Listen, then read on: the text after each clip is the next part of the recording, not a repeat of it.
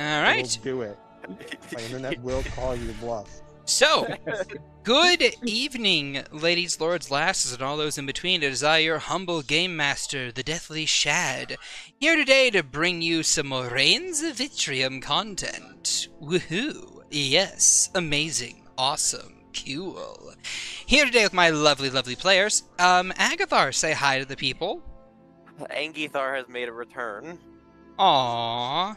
Don't worry, he won't be as upset, probably. Morrigan, say hi to the people. Hello. Awesome. Francois, say hi to the people. Hello. I'm eating bread. Nice. I have bread here too. Soren, say hi to the people. I'm still on that date. It's been going on for like 3 weeks now. He'll be fine. And Vaelyn, or sorry, Vani. My apologies. Please change your nickname in the Discord server. No. Say hi to the people. Let chaos reign in one way or another. Chaos means absolutely doing nothing. Yeah, what chaos do be sown? That's a chaos. It's just denial. Shad will regret. for you to do something, for you to cause chaos, you have to be doing something. Lucas will regret everything, one way or another. We'll see. Hour-long ritual? Hey, last 6 seconds. Let's interrupt that ritual. Anyway. You assume that you could do anything. Around those Say things. hi to the people, Vani. What's going to happen today? Who knows? I don't. Good. Awesome. And remember, if you like our content, like, subscribe, so on and so forth. If you want to catch us in the pre-stream and post-stream before and after, twitch.tv/deathlyshad. And let us get right into the session. So, when last we left our adventurers, Agathar the Kobold Rogue, Morrigan the Halfling Divination Wizard, Francois the Rabbit Folk Monk, Soren the Rabbit Folk Samurai, and new party member Vani the Rabbit Folk Paladin. The party has gotten some much-needed R&R in their attempt to prepare for their next stage of the journey. However, after fixing Vani with a wish spell, Morrigan inadvertently set off a chain of events that has led to Vaelyn joining up with Lucas under mild duress. However, no one else seems to know of this event having transpired, and have continued to go about their normal day-to-day activities, for the moment at least. Now, however, Agathar is meeting with Bethany for reasons, and the party is none the wiser to the happening. Just what will she have delivered? What will she have to deliver to Agathar? Just what does Lucas want with Vaelyn? Will the party ever see him again? Who knows? I don't. Let's find out today as we return to the Rains of Vitrium. Agathar! Bub. Hi. You're real excited, aren't you? Oh, I'm sure I'm not filled with anxiety about confrontations. Alright, cool. I'm gonna put a pin in that. Francois and Morrigan, what are the two of you doing? Where were we last? The both of you were... Vani. Yeah. Oh, yeah, we're in the caravan with Vani. Yeah, and you were thinking about going outside to, like, go purchase some things. Jeez, I don't even know what I'd be purchasing. Oh yeah, you purchased the Staff of Frost last session, and then you got it combined and congealed the last session as well. Yeah, she's pretty excited about this. As excited as someone like Morrigan can be. With her 3 strength. Yeah, I was about to say. So yeah, she got a -4 to her strength right now because she's basically like doing the slow walk everywhere. It's like, ugh. Got herself a brand new staff and can't even lift it. Better not get to lift it. I need it for leaning. Better not get struck by a shadow at any point in time. You stay away from me. Nope. I'll just apparate onto the astral plane. But yeah, what are the 3 of you doing currently right now, if anything in particular? What are you wanting to do? I mean, I know that there's a certain someone that, you know, someone could get in contact with. Who and why? There's an opening. I'm confused. I believe. Yeah, I'm lost there too. No, I know who Shad means. Shad means my daughter. Yes. If you For want to, what you don't reason? have to. I feel like there's not a reason yet. Okay. I'm just waiting. I'm waiting for a reason to. Okay. All I right. assure you, Shad, it'll happen. I will give you your fun. Yay, my fun. No. All What do you right. mean, give Shad his fun. He doesn't need any. Well, I suppose Morrigan's probably fiddling with. Yeah, she probably Oh, hasn't gone yeah. up to her room. also, currently, Enwin and Soren are also at the carriage as well as they return. Yeah. They're currently in his room, vibing. We'll get to them in a Yep. second. Oh, that's right. I allowed them to see. Eh. But it's I singing. can a fun thing I can revoke at any time. I suppose she's messing with like a regular like bullseye lantern or something. No, not a bolt. Just a regular lantern. She's messing with.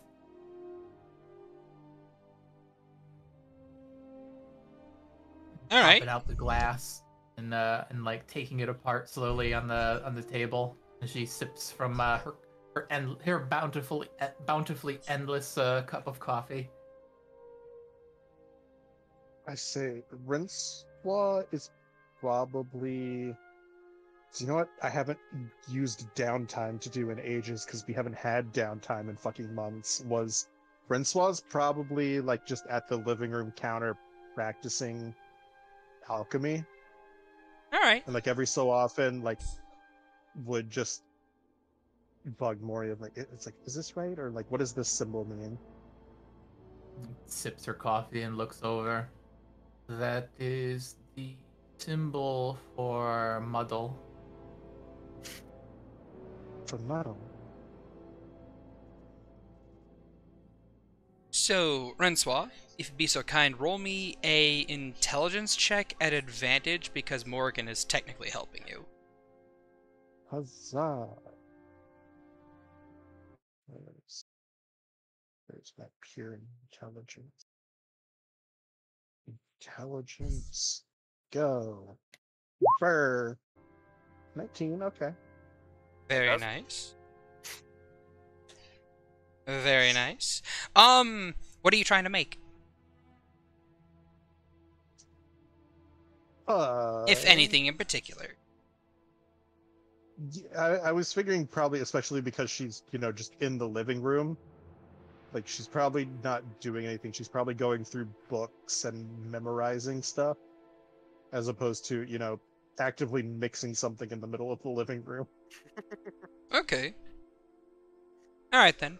Go ahead and mark somewhere on your sheet you have 1 out of 10 progress towards alchemy gotta supplies find- proficiency. I've got... Where did I write it down? I think it's in my bio somewhere. No. I know I have it fucking written. Goddamn somewhere. Where I had progress. Alright, well, while I you're... just gotta find where the hell I buried it on my sheet. Alright, well, while you're finding that, Morgan, you have a person beside you. They're staring at your decanter. Who? It's it Amalia. Amalia? She's staring at it. Dinner isn't for another couple of hours. Can I have some of that brown stuff? Kind of side eyes them. Grab a mug. Oh, okay. You see her kind of like reach into her belly and pull out a mug, and they're set on the table. Looks at them. Then the mug. They smile. Just huffs as she snaps her fingers. The little jug lifts and pours a full cup of black coffee.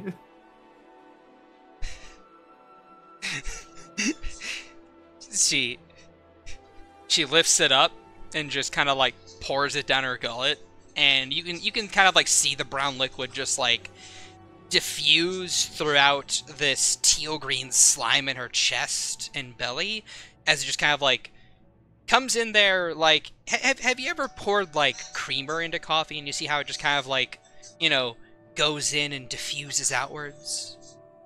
Yep. That's pretty much what happens in her body. It just kind of like diffuses outwards, and she's like, ew, that was nasty. Can I have some more? Just waves a hand as the bottle pours more, and she goes back to fiddling with her lantern. She downs it. Ew! Can I have some more? To be honest, that's a great way to occupy her. It's just she mutters to herself something, and now the jar will just lift itself and pour whatever she says. Ew, can I have some more? Okay, good. I'd imagine after a little bit you just kind of like phase her out. No, she doesn't.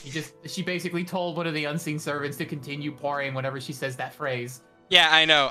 But what I mean is like she like she says that she's like, ew, can I have some more? Ew, yeah. Can I have some more? Like on repeat. Like yes. she does it on repeat for like 5 minutes straight, and you probably just kind of like let it blank out of your mind after a while. It's just because background after a noise. While, I just like say it's quieter. Just like, ew, I have some more. She does quieter. Good, I could almost tune you out now. Oh, how long do you let her drink coffee for? As long as it keeps her from touching her other things. Yeah, Morrigan doesn't care.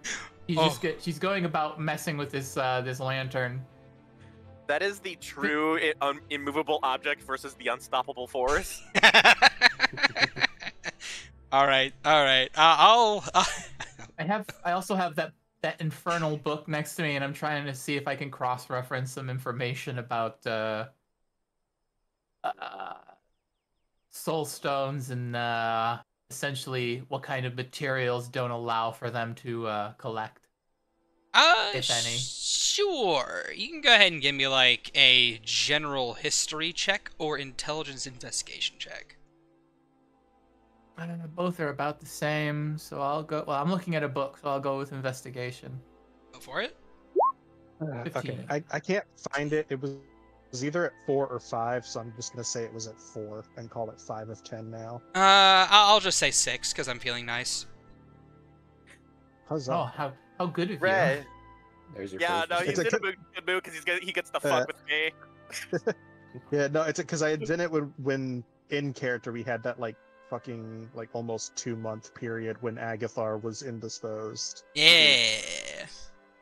And also, you rolled like a 19. You rolled really well, so yeah, sure. It's fine. It's either 1 pip of progress or 2 pips of progress. It's whatever. You're at 6. Huzzah. I have a question for you, Rensois. Where are you seated at this table, positioning wise? Oh lord.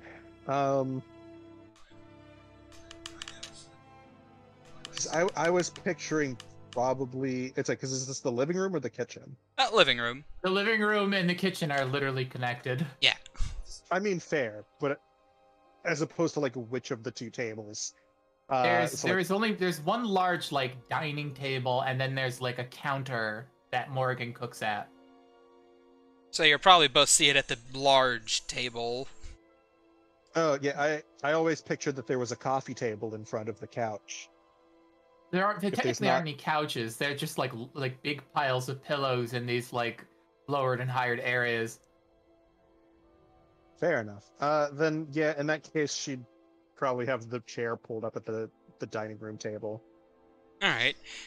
Seated across from Morrigan, I would imagine.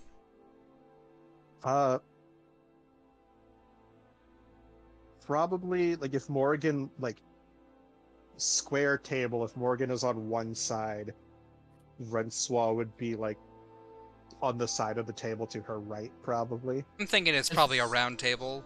It's a large round table. You're probably just like next to me, and if it's round, she's even closer. Okay, Yeah. okay. Alright then. What's your passive perception? Like 19, something like that? 18. 18. Okay. After a little while of like very muted, ew, can I have some more? Ew, can I have some more? You probably notice it before Morrigan does because your passive is higher at disadvantage. But like, you peek over at Amalia and she is brown now. She's like brown and green. I'm about to bust. She doesn't look as if she's any bigger. She's just like brown and green now.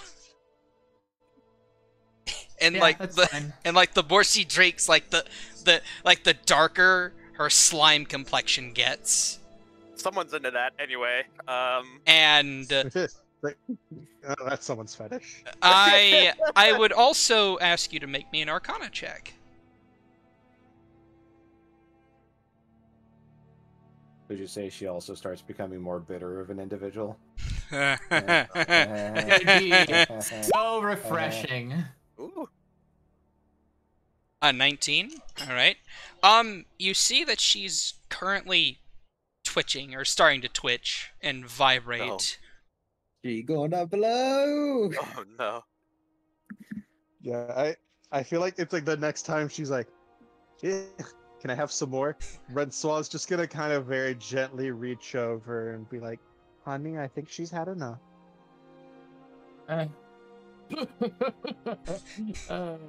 Snap. The jar comes back to her and she stuffs it away. Oh, that was funny. She looks over and she's like, enough, but I haven't had enough yet. I'm actually doing pretty good right now. Hey, can I have some more? No. Oh, but I have a lot of energy now. I'm feeling really, and she starts kind of like, have you ever had it happen before where like you're trying to get an idea out or you're trying to say something, but your mouth is moving faster than your brain will actually put the words in the mouth? Welcome to my Yes, that's- life. Yeah, I'd say that's called having autism, Shad. Yeah. That's just- Spectrum activities. Yeah, I know that's what's happening to her right now. Like, she has to repeat a word a good 10, 20, 30 times before she kind of, like, gets the next word out.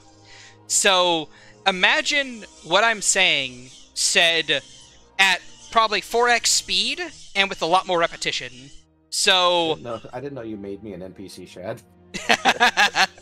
So she says, wow, I'm feeling really jam-packed right now. I'm pretty awesome. Oh, man, everything's going so slow. Why are you guys going so slow? Oh, my gosh, you're, like, so slow to me right now, but I'm so fast. Everything's so awesome.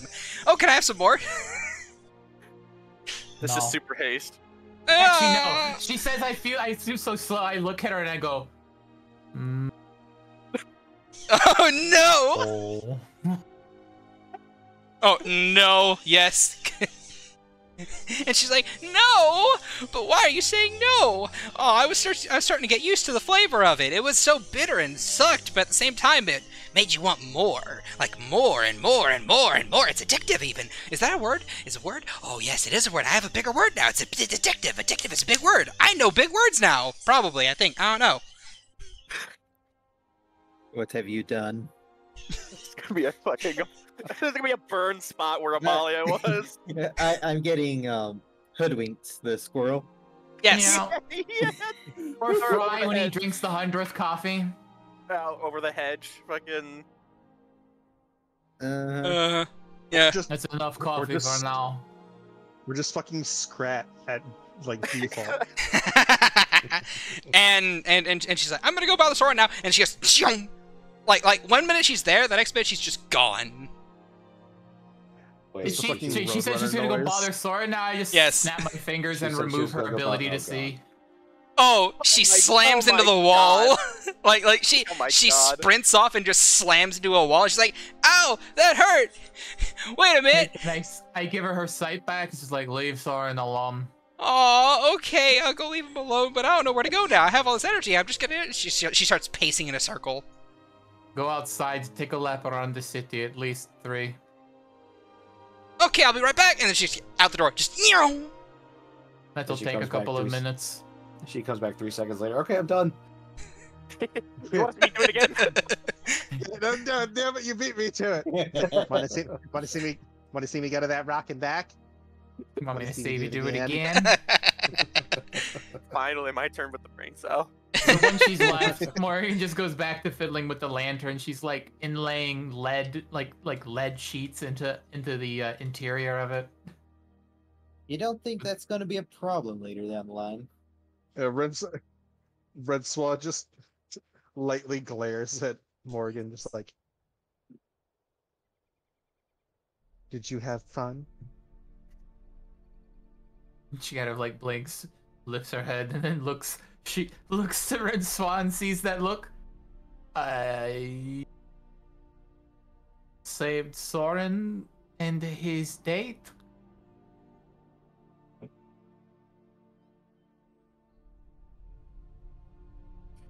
She sinks a little into her chair. Yes, Was that from the not good? situation that- Yes. But you also caused the situation. And I wanted to see what became of it. I wanted to see How how was it I played to know out. a slime would react so normally to our caffeine? They would just suppose she would just drink it like water. I didn't think she'd metabolize it in such a way. Hmm. Ah. Fair enough. Just don't encourage her, please. I mean, I don't try So- to. It's already Often. a miracle that you're not tweaked out of your mind half the time. This stuff is good for keeping you awake, especially when sleep isn't an option.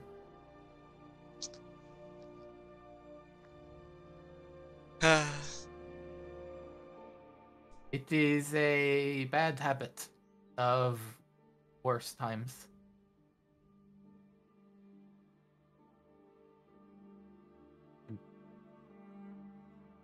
Yes. Wow. And she'll kind of reach over and pick her up out of her chair and set her in her lap. Oh, Those times are over now. So you can sleep properly. kind of makes a face before like just sinking back. Right. There's still much work to do though. Archmages at our heels. One of them under the guise of a less than helpful stored person, if you'd call them that.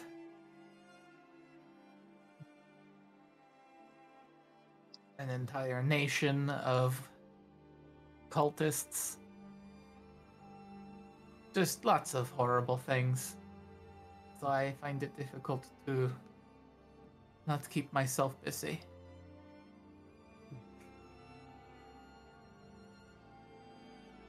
She'll kind of pause quietly a bit and then just. So, what are you doing with the lantern? I'm trying to make a setting to hold a particular artifact in so it doesn't accidentally go off and makes a sort of sucking sound. Zap someone's soul from their body upon their death. What kind of artifact? The soulstone.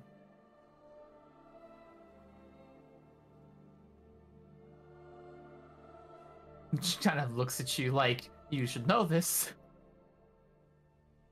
I don't think Morgan ever explained to them that she has a soul stone. No. I Right. think she might have told Agathar, but I don't remember. Part of my dealing with the Hells was my end of the bargain. I received a hefty sum and a assistant, one powerful entity to be at my beck and call for the sum of He kind of drums her fingers against each other. 800 souls. As soon as I know that bit, unfortunately. So I'm Well, assuming they gave you this stone in order to collapse. yes, this is the mechanism for payment.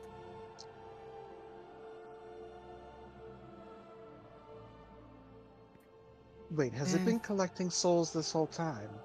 No, Like- I've had it lying dormant in a extra dimensional space. It is empty at the moment. It has a rather wide radius though, so I am doing what I can to dampen it to the interior of a lantern until it is needed or wanted to. What would we possibly want or need it for? Isn't it She better kind to of just just raises her leave it in that eyebrows at state? you. Well, there are particular archmages who could continue to be an issue upon death.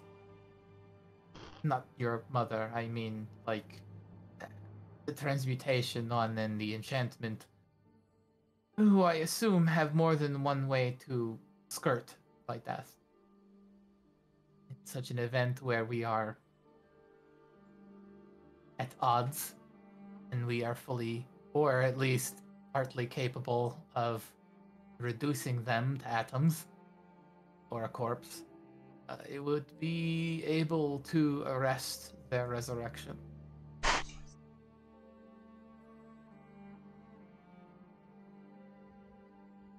Seems a bit extreme, but I guess caution where caution is due.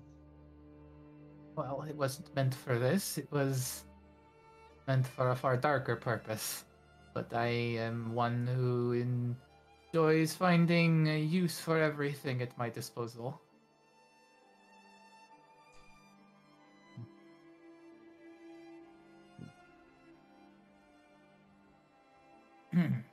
So, how would the lantern work? Just, it would only work if you, like, have the shutter up? Or... Yes, kind of like a hooded lantern. The idea is if I find the right material, it wouldn't be able to function past it. It's like how divination spells cannot pierce through lead. I am hoping perhaps it is the same with a soulstone, though it's something we might have to test. Ah.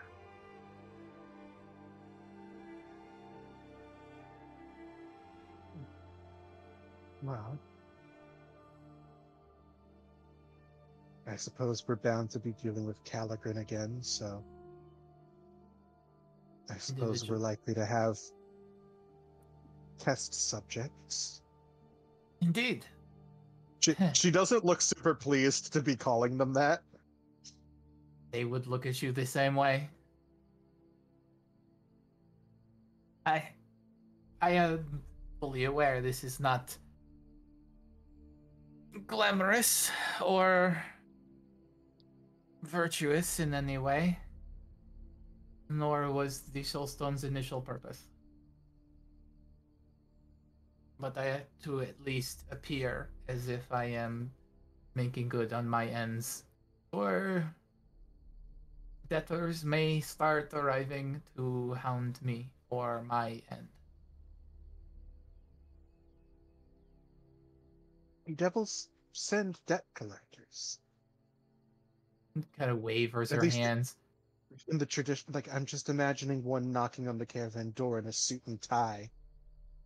I meant they would have to in this instance because of how we've treated the caravan for against the intrusion from teleportation. But it's not common.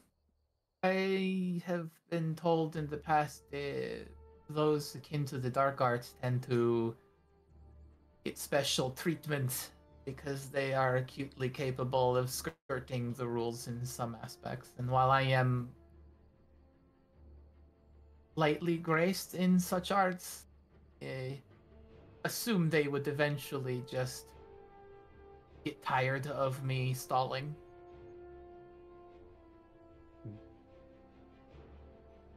So essentially, we're working on borrowed time, but we don't know how much. I've done research on the stone. I know I can empty it. So, but not specifically. I could. It's like a pitcher. If I upend it, everything leaves. So, progress and all that. It holds up to 800. And if at any point we grab someone unnecessary, it would mean losing everything and starting anew.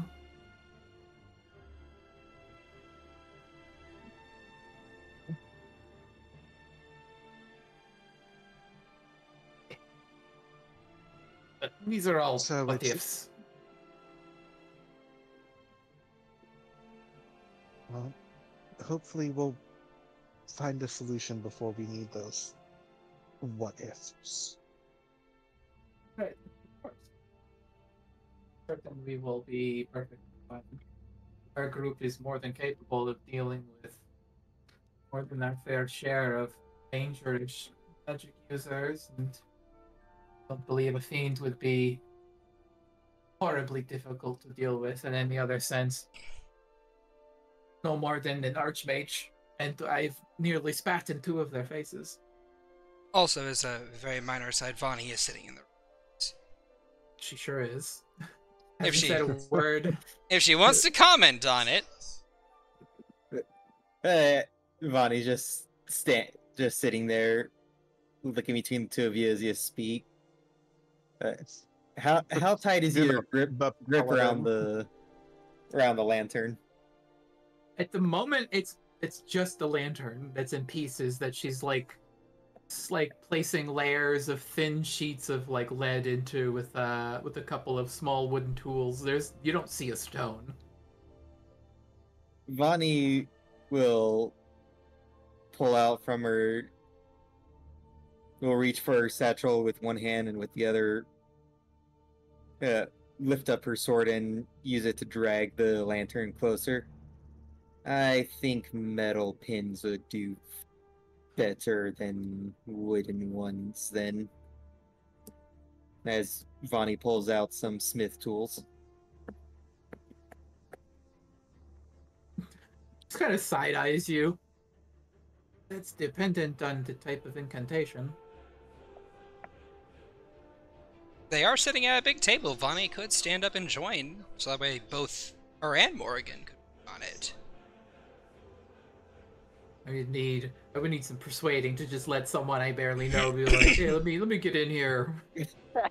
It's like I'm the person that got hired to come in to work on the plumbing, and you're the dad coming in to look in behind her and being like, yeah.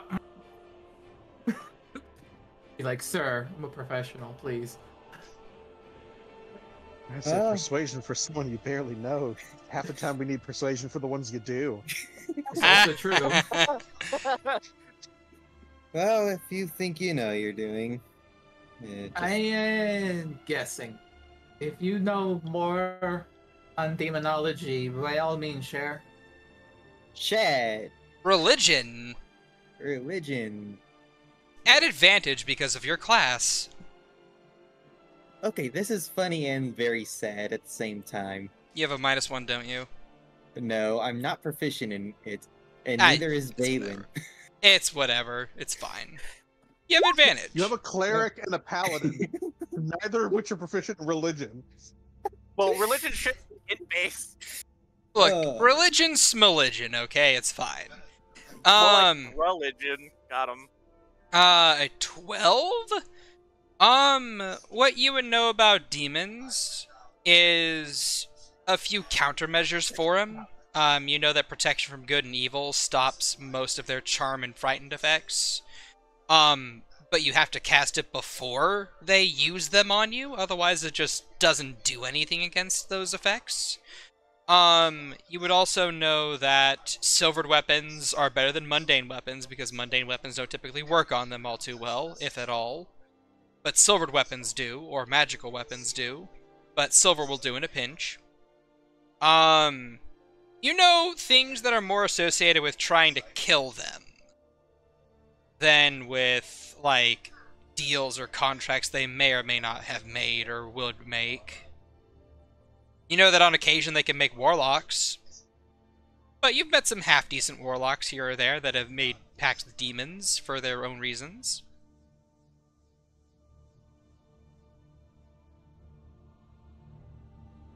Now, Yeah. if you Looking at you want, expectantly.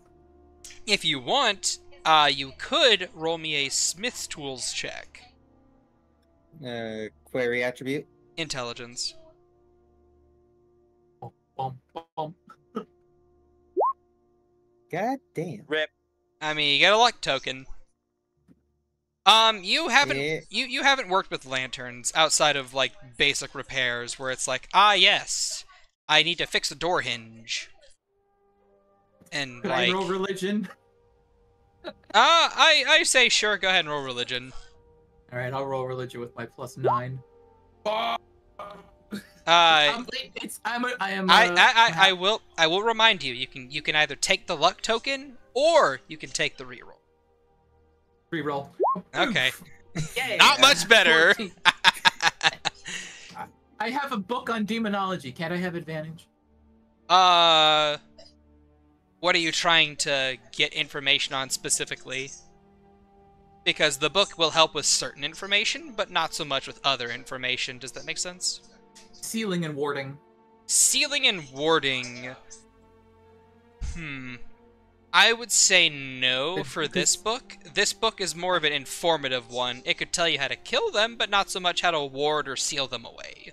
This is the same book that taught me how to summon them. Oh, yeah, fair enough. Then yeah, sure. Yeah, advantage. I thought that was a different book. No, that was the one I got from j-ldr-n. Okay, then yeah, sure. Roll at advantage. Hey. You haven't read the book. Wait, I have it right in front of me. I mean, you haven't read it from cover to cover, so you know a bit of information about some basic demons like imps and quasits and Very aware of quasits and imps. I have one. Yes, but what I'm saying is that you're more aware of those lower tier I knew less demons. about the bastard. It's a goddamn smear. Hey, you know you love me, master. I very inclusively do not. Ah, Nobody everyone likes loves you. me. I'm just a little guy, aren't I? Also, Vani the cat is talking. No, the shadow of the cat is talking. That's Cue what the- smear is. Cue the doom music. God damn, that's why I should have made Vani gunslinger instead of Eldritch Knight. Oh shit! The music plays, you blow the cat up, and then like the next immediate scene is like you facing the dirt outside the caravan. Is like unstealed. No firearms in my caravan. Mine. Like I have a question. Does Vani give off murderous intent towards the cat? Ah, God damn it, where's my D100?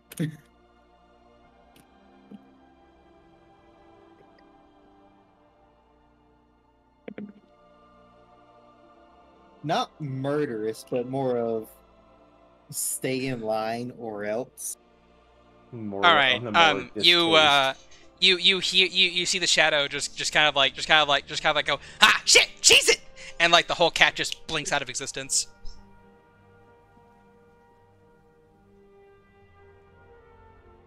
It just looks to you.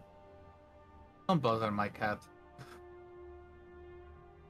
Make sure the demon stays in line. I've already had to deal with a few rampant demons from a few warlocks. Sometimes companies need to vet their people. This is my caravan.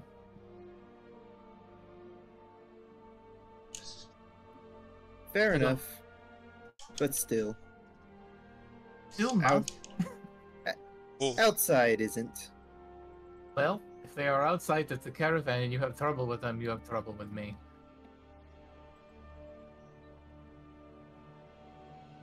We'll see.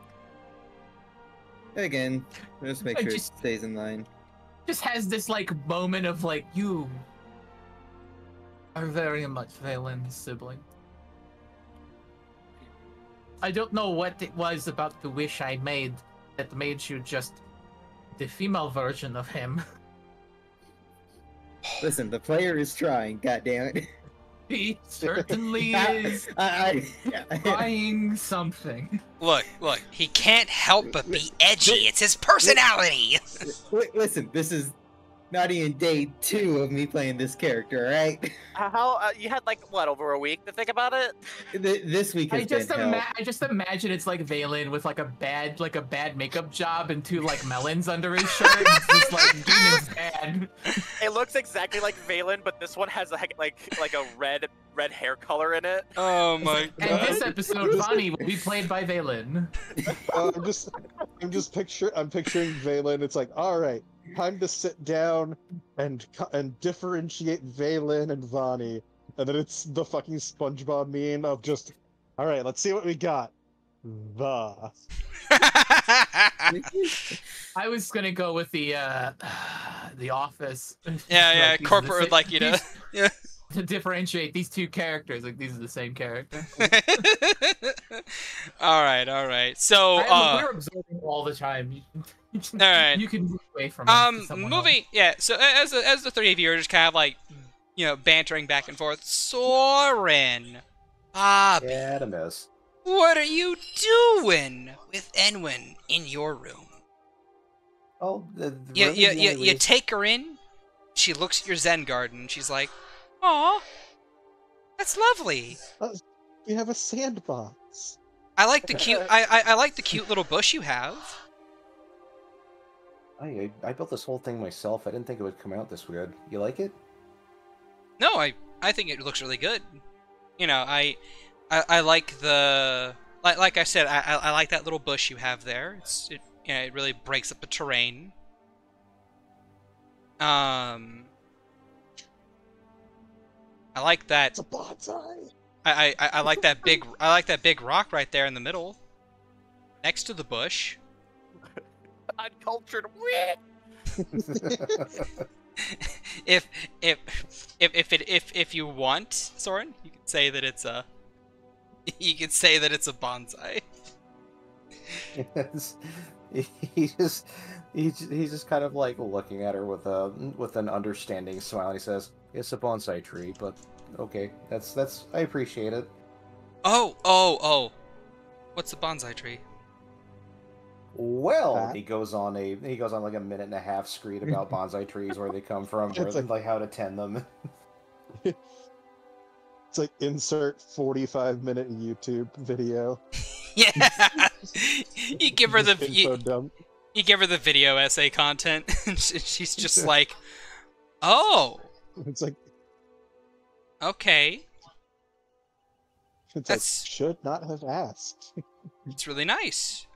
People have always wondered, where do these things come from? Well, some theologians have argued. No! You see, the dichotomy of the size of the bonsai tree compared to other trees is... We're in actual hell. and one can actually determine the owner of a bonsai tree's spirit and balance with the way that they tend to their own bonsai trees. I propose that it is in fact the... Anyway, we're moving along. It has been postulated. It has been postulated? God damn it. Please, Anyways, continue. He just says, "So, not your thing, is it?" No, I like it. I actually enjoy learning new things. And in fact, during that whole 45-minute tirade about bonsai trees, she did, sit down and just kind of cross her legs and just listen fairly attentively, and make a comment every now and then of oh, and the inventor of that tree was this person? Oh, and the druid who grew that was this person? Okay. And they come in all kinds of tree types? And you're like, yeah, all kinds of tree types. And she's like, wow. And then, at around this point in time, by the time you're done, she's like, So why don't you have a mini fruit bonsai tree? 'Cause then you can have, like, little baby oranges or something. His expression just goes neutral, and he just goes, "They make those?" Well, you said that they said that bonsai trees are miniature trees, so why wouldn't they be able to make miniature fruit trees? Actually, the player doesn't really know that much about bonsai trees. No. 90% sure that you can have bonsai fruit trees. He just kind of says, I Yes, feel the... yes, you can. You can have bonsai fruit trees. Yeah, he basically just like softly shakes his head and goes, "Nah, I feel the green of the tree itself contrasts the sound of the Zen garden just well enough on its own. Having extra colors would be too distracting." She nods. Well, why not over here on your nightstand? She kind of like pats the nightstand beside her. He puts a hand on his chin and looks like he's picturing it there, and he goes, "I'll have to give it a try. I'll have to figure out where I can get one of those. Do you think we can get one of those in Deepwood?" This is a country full of druids. I don't see why not. That is true. Like, who made this room? Like, what country did you get this room made in? It was Deepwood in Vitrium. Yeah, so it was made in Deepwood. So the person who did the interior design of this place also is in Deepwood, yeah? Actually, I'm pretty sure but I'm not the one that actually made this. I'm not the one that actually contracted this to be done. It was done by a good family member of mine, the one you met downstairs. Well, if that's the case, then the fact that they have a bonsai tree in here after you got the room made here in Deepwood, they probably have more bonsai trees here. He kind of just like holds his hands up. And he goes, all right, I'll give it a try. I'll look into it, and I'll see about getting one." He has a smile on his face as he's saying this. Maybe you can get yourself a nice peach tree. She gives you a wink. He kind of looks at the desk again and goes, "I do like the flavor of peaches." I would hope you do. Peaches, peaches, peaches, peaches, peaches. I would hope you do. Oh, you like peaches too? Well, I'm more partial to bananas, but I do like the occasional peach every now and then. Bananas are good, but I think I can't have more than one. It's just something about them, about the flavor and the texture of them, that just means It just means if I have one, then that's it. I'm done. I like them though. Amen, brother. She frowns slightly. But you and Agathar are a thing, yeah? But Agathar ain't a banana. He is a fruit, though. Heyo. Ayo. She is just gonna kind of like pinch the bridge of her nose. Sorry, my fruit analogies have confused the situation. This bed's comfy. She kind of like rubs a hand on it, just like feels it. How would you describe Soren's bed? Is it soft? Is it hard? Is it fluffy? Is it springy? He would probably have a soft, fluffy bed. All right. So when she sits down, she kind of like got halfway eaten by it. Yeah, she'd probably sink into it a little bit, and as she does that, he kind of stands up and goes, "So, was that whole talk about fruits? Was that also euphemisms that I missed?" Oh, mild double entendre. He looks down and goes, "Oh, it seems like I still have a bit of practice to catch up on those." Yeah, just a little bit, but it's fine. I mean, like, I do recommend a peach tree, though. Just, in general, because peaches are just good. Peaches are really good, he says as he kind of like kneels down in front of his Zen garden and just kind of like looks it over, and he gestures to her to join him.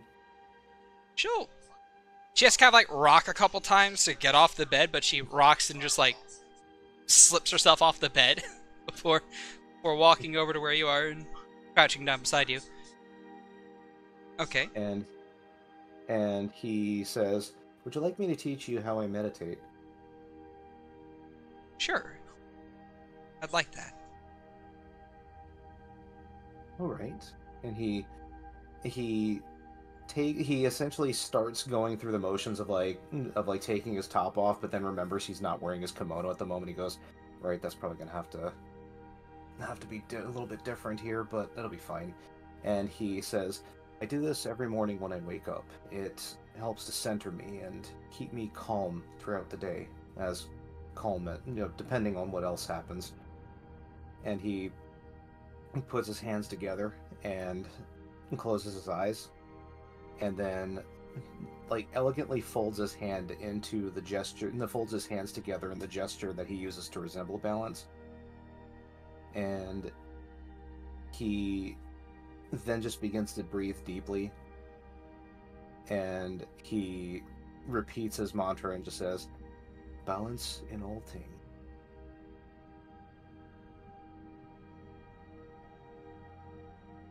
All right. Balance in all things. All right then. Go ahead and roll me a wisdom check.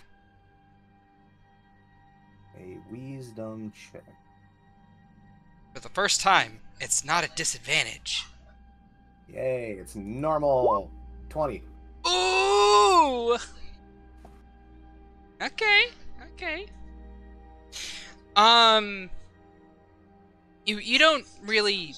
So, you go into your meditative stance, and you feel the air just grow still around you. Your breathing is measured, controlled. You feel it slide into your lungs, fill them. You feel your blood moving about your body, collecting the oxygen and refreshing itself before flowing throughout your body. And then you exhale and you feel the expulsion of toxic energy, of the carbon dioxide just kind of like breathing outside of your body. And in this moment, you feel something else happen. Feel an awareness open up. Is this an awareness he has never experienced before? No, it is not. But as you open your mind to this awareness, you feel things around you. Your eyes are closed, but you still see as if they weren't.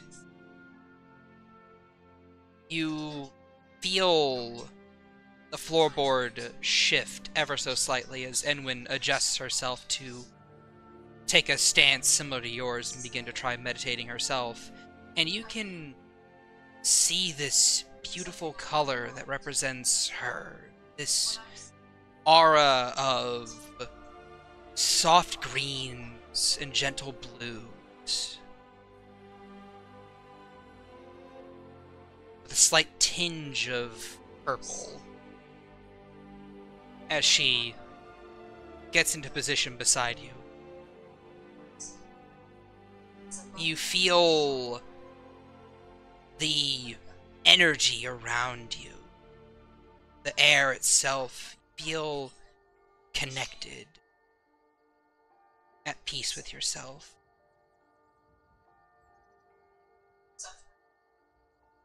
So you said this is an awareness he is not familiar with, right? Mm-hmm. Okay. So before he gets into that state, he would essentially start speaking and just be like, for every negative in the world, there's a positive that balances it out and brings it to neutral. And for every positive.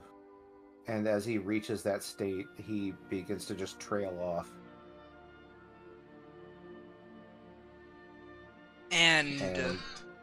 Sorry, and just kind of like kneeling down, his expression just kind of like goes a little bit neutral as he begins to experience this.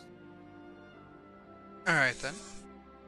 And you feel another connection form. Another two connections form, really, as your blades, who are also currently meditating with you, sync up. And you feel the world itself seems to kind of like you still see that darkness around you, but I have a question. What is the color of Soren's soul? Purple. Soren's soul. Purple. I don't. The color of Soren's soul. He's worn blue for half of his life. So, Rob, I guess I would have to go with my personal favorite color, red. Alright. It is a bold and passionate red, with a sliver of orange that has been speared into it. It seems to be sticking out of it like a needle. And to the right and left of this red soul of yours, you feel two more souls connect. One that is a soft, gentle green, and the other that is a more rambunctious, kind of orangish blue.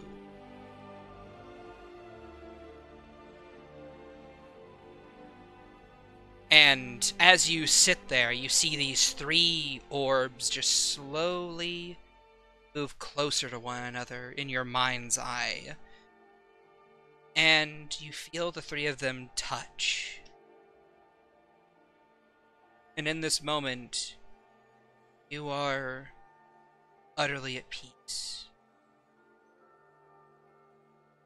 You feel Igi and Hidari connect to you as you connect to them. And there's this small stream of consciousness that seems to fill your mind, and then your stream of consciousness fills theirs as well, as there's this sort of feedback loop of sorts. And in this moment, you feel a almost overwhelming desire to let go.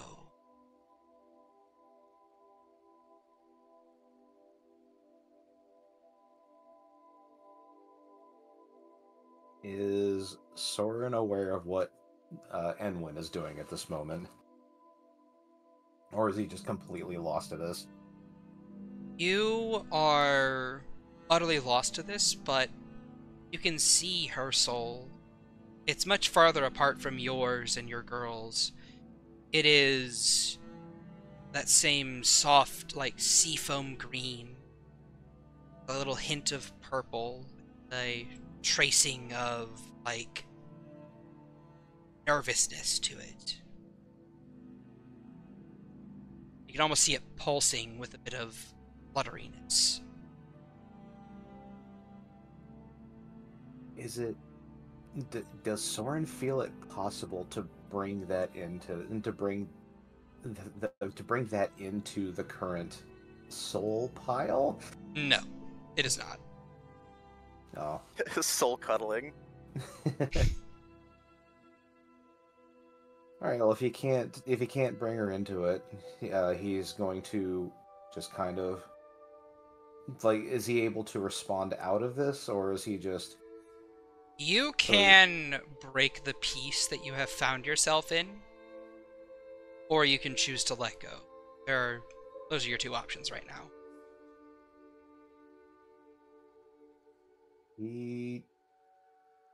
Tough choice, because he has a guess that he's just going to be leaving behind.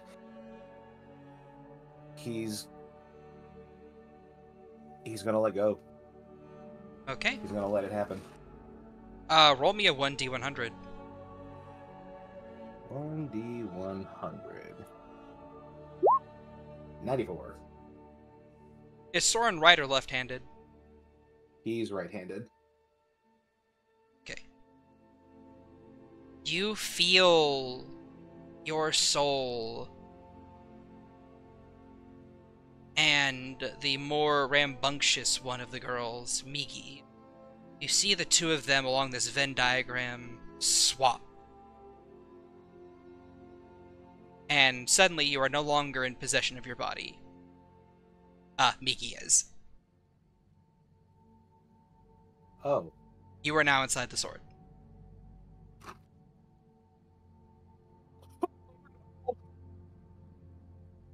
And now Migi begins the first-person experience of her novels.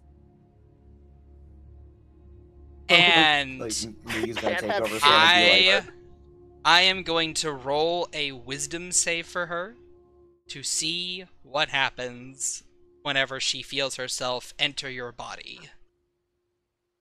Can't have shit in Deepwood. she just starts like rattling off all her fanfics to Anwin. So that's what it feels like. Okay.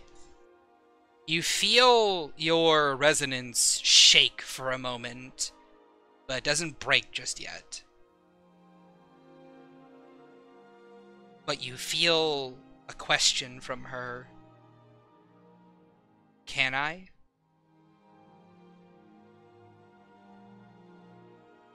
And she what?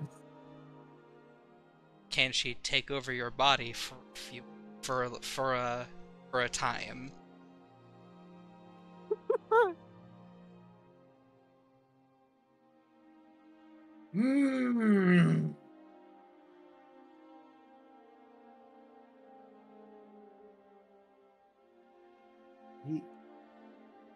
Can he respond with more than just a yes or no? Yes.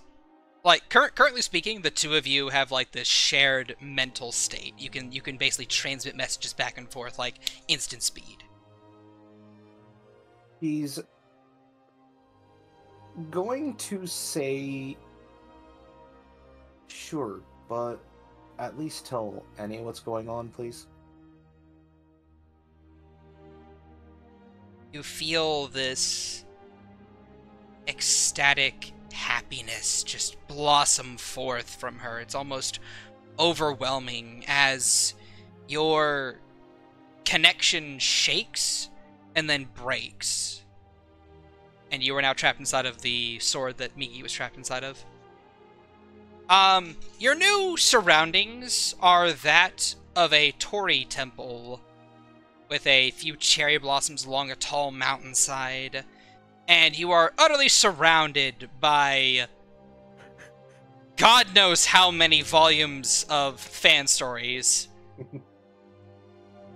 And to your left, on a mattress that is getting up, is Hidari, who's just like, "Whoa, man, that's like pretty chill of you, dude." First time for me. I was kind of hoping to not leave Enwin behind, but I don't think I could have let this pass. No, man. Like, you haven't left her behind. You're still here with us. And then you feel the person you're connected to. You feel Migi just like her eyes snap open, and you feel this weird phantom sensation on your own body. Because, like, inside this mind space, you are Soren. You appear exactly as you do in your normal body, right? So you feel all these phantom sensations of your body moving without you. As you feel your eyes open when they're already opened. You feel a smile spread across your face, which even if it wasn't there already. And you feel yourself stand up, stretch your arms out, and go, I'm alive again!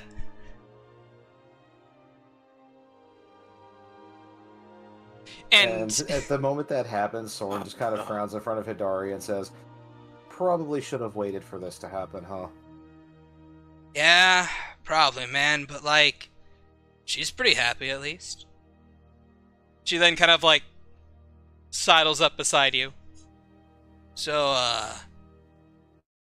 when's it my turn to drive? She grins.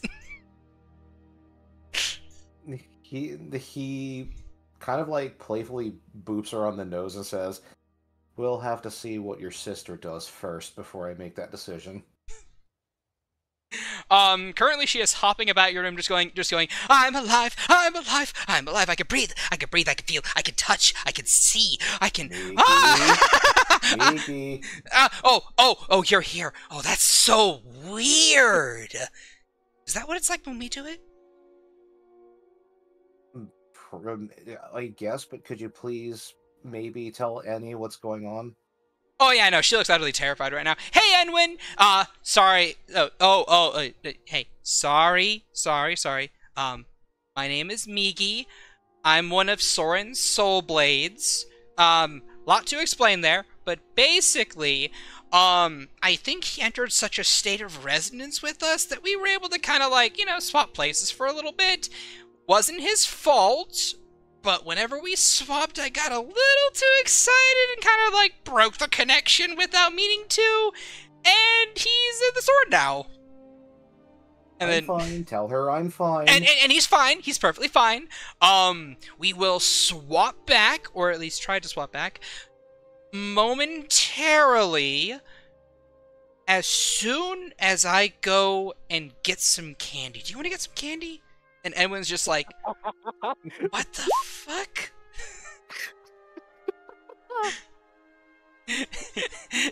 and Edwin's like, what the fuck? Oh my God, I didn't know he had a multi-personality disorder.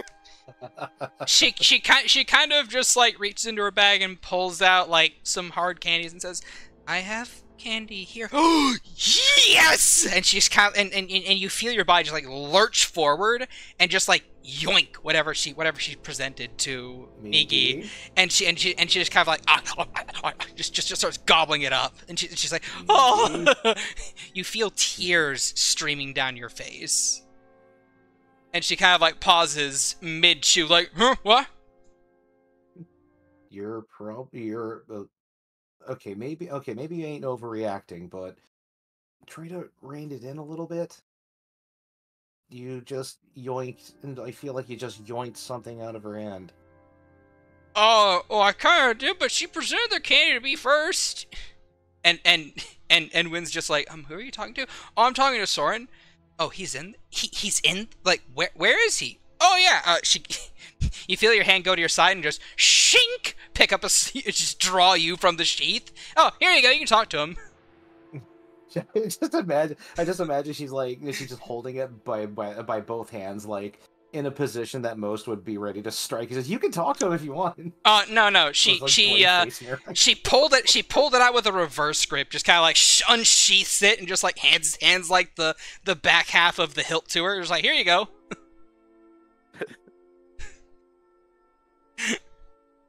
And when just very tentatively takes the blade. And that's when you feel another phantom sensation. You feel warmth across your body. And then you feel yourself connect to someone else, and someone else try and connect to you. What do you do? He allows the connection to happen. Alright. You feel a stream of consciousness kind of like flood into your own mind. A lot of nervousness, a lot of, what the fuck have I gotten myself into? Oh, Enwin, you always pick the crazy ones, don't you? I mean, Annie. Oh, and there's someone in my head now. It's me. Don't worry. I suppose I should apologize. I didn't. This has never happened before, and I wasn't expecting it to happen. So, you're talking. You were talking to the spirit in me left blade. Say hi to Migi. Wait, but it's your right. But it's Migi. Migi is your right. Why is it your left blade? Oh, did she? Which blade did she hand you? The one with you in it. It's the right one. But sorry. That's Migi. I'm confused. I'm dumb. You draw from your left hip the right blade, and from your right hip the left blade. No, both blades are on the left hip. Oh, okay. Then yeah, no, she hands you the. She's like, okay. This is weird. Like, you didn't tell me you had soul blades on you. I didn't honestly think it would ever come up, and sure as hell didn't think it would come up this way. Uh-huh. Hey, Soren. You would notice that Hidari is not there anymore. Oh, probably because she was separated from the wielder. Yes. So he goes, well, I seem to have lost contact with the other one. That's fine, though. I just want to explain to you, I am fine, I am here. I will find a way back to my body. This is probably just as strange for me as it is for you. She nod, like, you feel her nodding. But if it's any consolation or has any calming effect on you, you're really warm. You feel her. You feel her blush, and you hear in her her, like, her mind space, a stream of thoughts along the lines of like, "Oh my gosh, he thinks I'm warm. Oh my gosh, this is kind of weird, but also strangely like, hot. What? I don't get it. Why am I this way?" Just awkward thoughts. And then you see like, and then you feel like worry and concern, and then like, Migi left the room. She did what? She left the room. She said something about going downstairs to get, iced cream. Could you do me a favor and follow her, please? Oh yeah, sure. Him, her, me, her, Migi. Oh yeah, sure. She kind of just like holds you awkwardly and just leaves the room and starts following. Downstairs. Before she leaves the room, he's gonna say, if it's any help, you could hold the blade mantis style, which is the blade coming out of the bottom of your hand. That way, that may make it a little less nerve-wracking to handle. She adjusts her grip and goes, "Oh yeah, that does help. Thank you." Plus, if they see you leaving my room, brandishing one of me blades and blade out in front of you, it might give them the wrong idea, especially Morrigan. Oh yeah, sure. Yeah. Oh, okay. Thank you again. Oh, this is weird. And she leaves as well. Morrigan, Renswell, Vani, the three of you see Soren come rushing downstairs with only one blade at his hip. Just like, big grin. Just kind of like, hey! Insight. Oh, sorry. She's like, hey Vaelyn! Or sorry, hey Vani! Hey Morrigan! Hey Renswell! Love you guys. You're awesome. I'm gonna go get some ice cream. Who wants to get some ice cream right now? I just like give her a flat look. What did you do with Soren? He's in a sword right now, but that was his choice. I also noticed you are lacking one. Yes, that's because Edwin is holding on to him right now, and then you hear just like stumbling down the stairs of like okay. I am not holding this sword in aggression. Edwin says she comes down the stairs with the blade kind of like Kind of like basic mantis style. I come in peace. I am here to present Soren in a sword. It's weird. And then him to me. And then Miggy is just like points out like, yeah, that's what happened. Over here. But what happened though? And when blushes and just kind of like walks over How and was he? puts the sword on the table. What's he in the sword? Well, I mean, you could probably ask him yourself. I touched the sword. All right, you touch the sword. Soren, you feel another stream of consciousness. Touch yours. What did you do? A new sword. Who dis? Yeah. Morrigan, I have a question for you. What are your surface level thoughts right now? You idiot. Yeah, before as the moment he says that, no, the moment she says that, he's gonna be like, all right, so you might want to hide your thoughts. I can kind of feel them at You just fucking as you know think them. everything about me at this point. I don't care. All right, look. I don't. I'm just trying. I just know that you're very protective of everything, and I'm trying to warn you that I can feel everything that you're thinking right now. Fantastic. Are you okay with your sword running off with your body without you?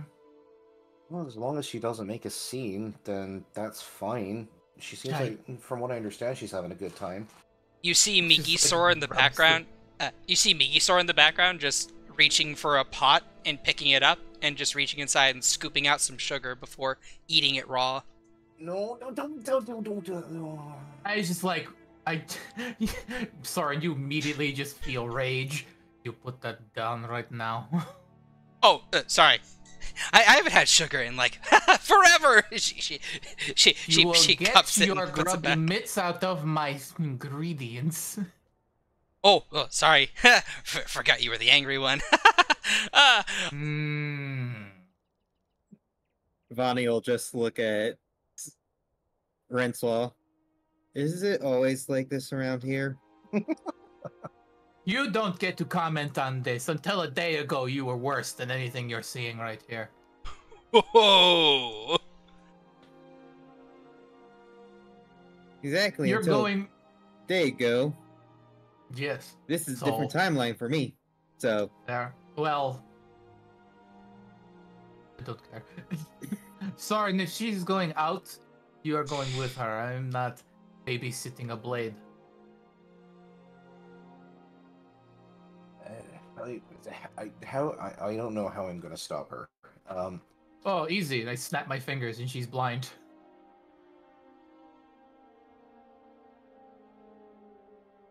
He just made me blind. Yep. Oh well, no, I made your body blind. Migi is blind now. She, you see her hold up her hands like, oh, is this what it's like to not be able to see? Hey, Hidari, help me out a little bit. She kind of like puts her she kind of like puts her hand on the blade, and you see her kind of like, you see her ears kind of like flick and quirk, and then she's like, oh, okay, I know where I am now. And then she starts to orient herself within the kitchen and move towards the door. She's not leaving yet, but she's just kind of like pacing around, seeming to enjoy the darkness. Lord. Which one is it currently inhabiting your meat suit? That would be Migi, the more lively one. Great. Miggy, Yeah. what are you looking to do when you leave? Find sweets and food or something? Or are you going to just run around in the open like a ninny? Honestly, all of the above. You don't understand, Morrigan. I was a soul in a blade, and now I have a body. I want to go and run until my lungs give out. I want to... They're not your lungs, though. She pauses. That's fair enough. It's not your body.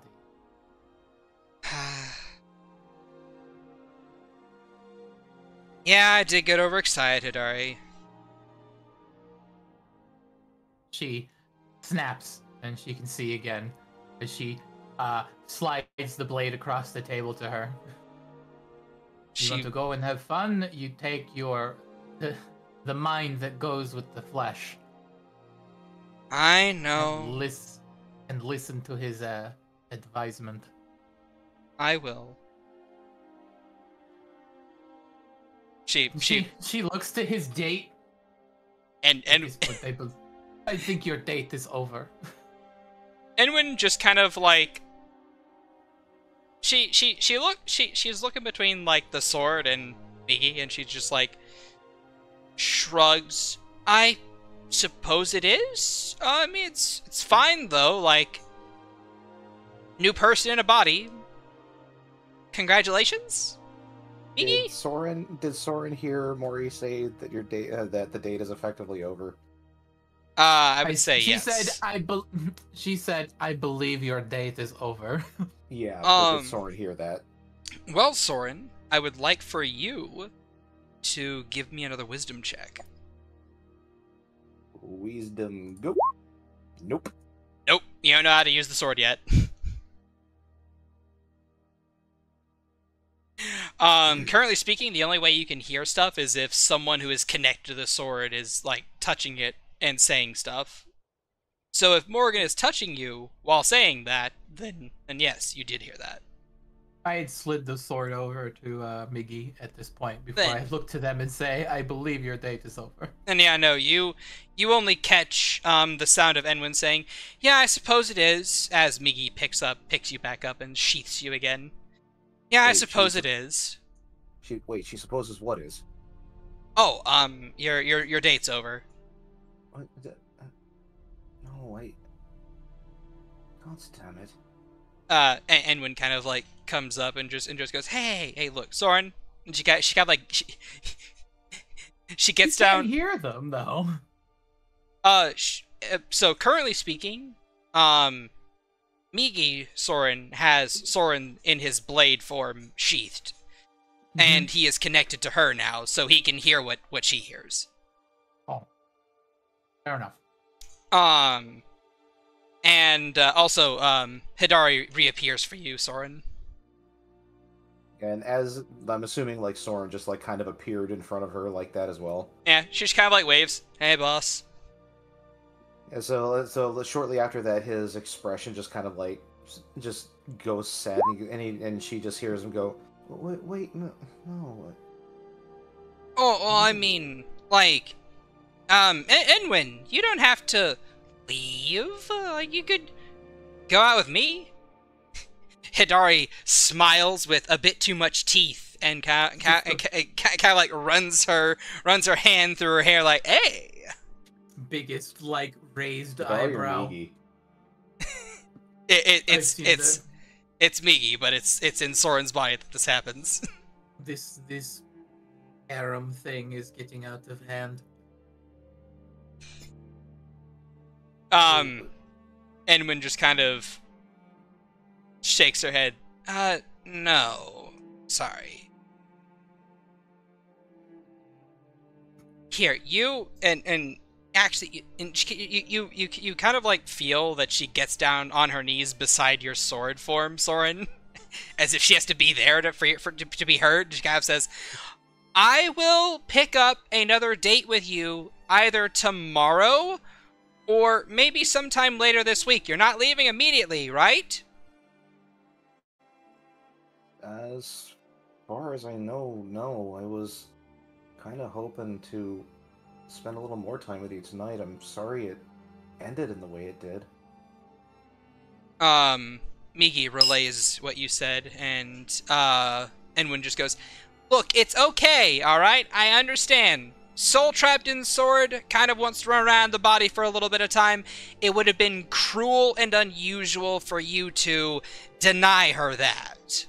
So it's okay. I understand. I love you." You see Soren's body squeal like, "Eee! She said it!" Like, Soren doesn't really respond to the squealing, but Hidari will just kind of see him start to smile softly and say, "I love you too, Lenny."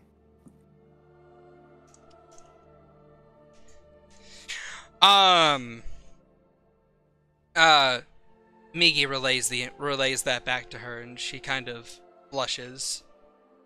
I know. And hey, look, we can have more adventures tomorrow, okay?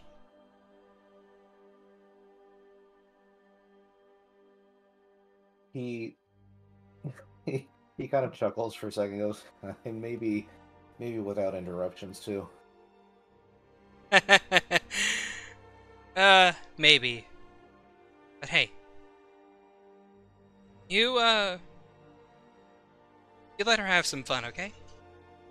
But not too much fun. She looks up at Migi, who kind of like, who you feel gets like this nervous expression of like, haha, oh boy. I sense that one wants to be a little bit of a heartbreaker. Don't let her. Not in your body, at least. Oh no, she ain't doing anything like that in my body. What? I gotta try some pickup lines out to see if they work or not. How else am I supposed to be a better writer for romance stories if I don't know if the romantic pickup lines work or not? Oh, speaking of which, Enwin, got one for you. Hey, baby. Are you an ASMR? Because if so, you must be a fallen one. Because you fell right into my heart. And she gives, like, a finger gun, a wink. Soren is immediately trying to take his body back. And, you can feel Enwin cringe. And then just kind of, like, give a thumbs up and a, yeah, that's a good one! We'll work on those later, probably. Yeah, cool. Yeah, good work, champ. Yeah, pretty much.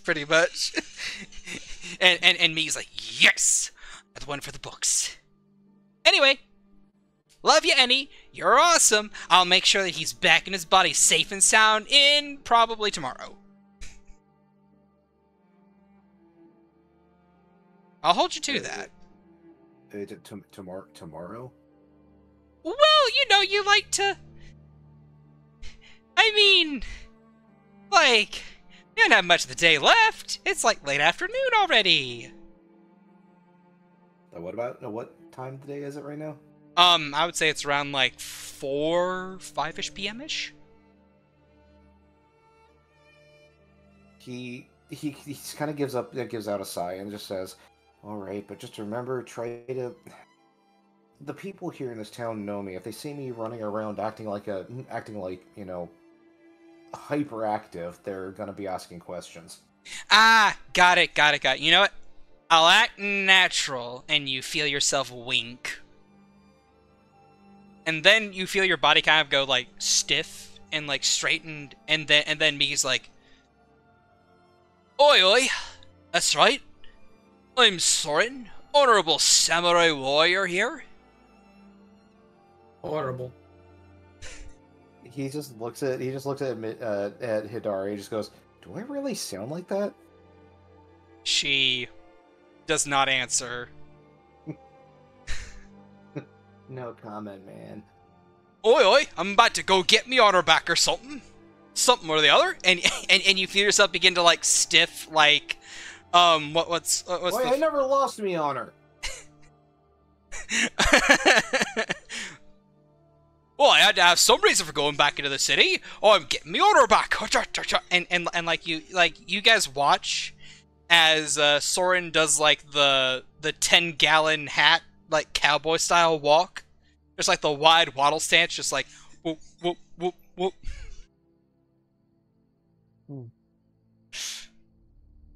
It's like this one just blinks, and just chuckles. It's an impeccable impression. I can barely spot the difference.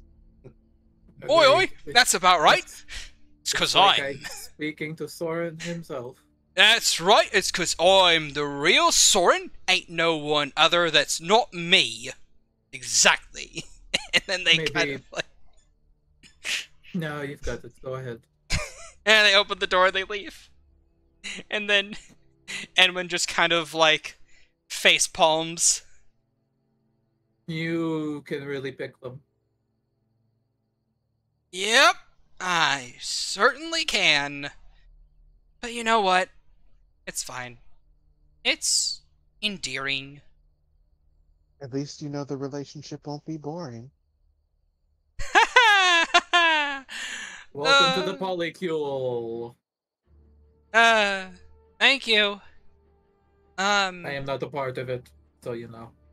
I figured as much. Like, grabs onto Rensoir's arm. Neither is she. Okay. I'm not gonna try and come after either of you. Narrows eyes. Good. At this point, I just suspect anyone any of them brings back to the house is thirsty. I mean, a little bit. Could I maybe have like a drink of water? Snap, and a glass fills itself in the sink and then like wades its way over to them. Ooh, There. unseen servants, nice. Good custom job. She sips from her drink. I live in the lap of luxury alongside my friends. Nice. How much did all this cost? More than you make in a year. I suppose so. Thank you. And I'm gonna... She kind of like finishes her water and moves over to the sink to set the glass inside of it. Thank you again. I'll get at your hair now. Take care. You two as well, or you three as well. And she'll leave. As she leaves, I snap my fingers and she loses sight in here as well, but not inside, but as she leaves, I revoke her ability to see. So mean. I am trying to keep myself on top of the fact that somebody could get mind controlled and waltz back in here and be like, haha, I can see. You just revoke it then. No. Alright. I am mistress of my domain. Alright, fair enough. At any rate, and now it's time for the part that you guys have probably been waiting for this whole time. Yeah, edging my anxiety for an hour and a half. We're about to see how much anger can fit in one kobold. 9 feet of anger in a 1'9" frame. And so, we go to that meeting. As Bethany sits across from you, Agathar. She gives you a very pleasant smile and sips from her tea. She closes her eyes and just just a very soft sigh before looking towards you again. Isn't this so much better? So much more calming than having you standing while we discuss matters? I'm positively vibrating. She smiles again. He just glares. Well, I'm glad With you're his- having with his- fun. With his arms crossed. Well, I'm glad you're having fun. I'm having fun too. I have a different kind of fun. And what kind of fun is that? This isn't the place to show you. Ooh, spooky, Mr. Lord of Bone.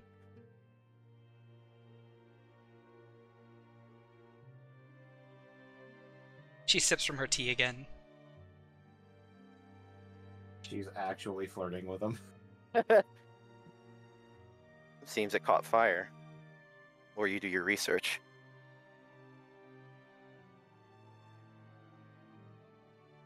Sorry, say again?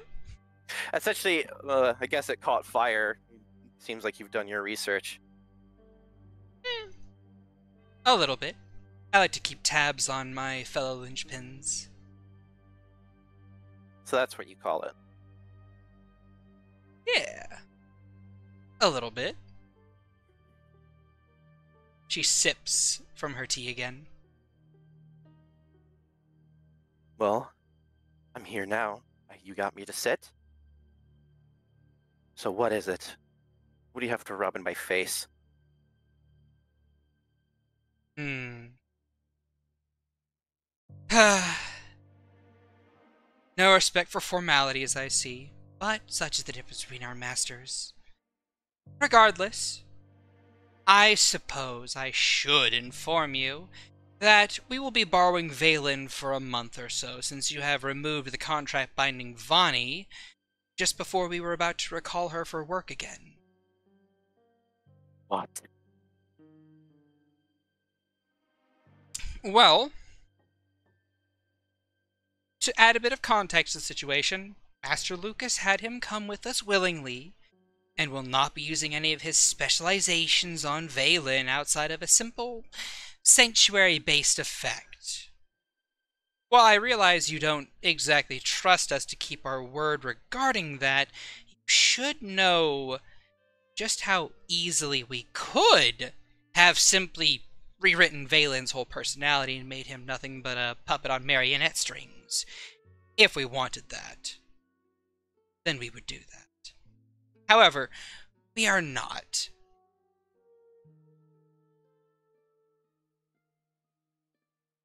Why should I believe anything you just said? Well, I suppose you could always take it at face value. She smiles, sips her tea again. Just like you did with Abigail. Yes. Although, in this instance, I'm not trying to deceive you. There's no point to it. And I would also like to inform you to not get any of the other Archmages involved. If you do, then we can't really guarantee his safety. She taps her temple.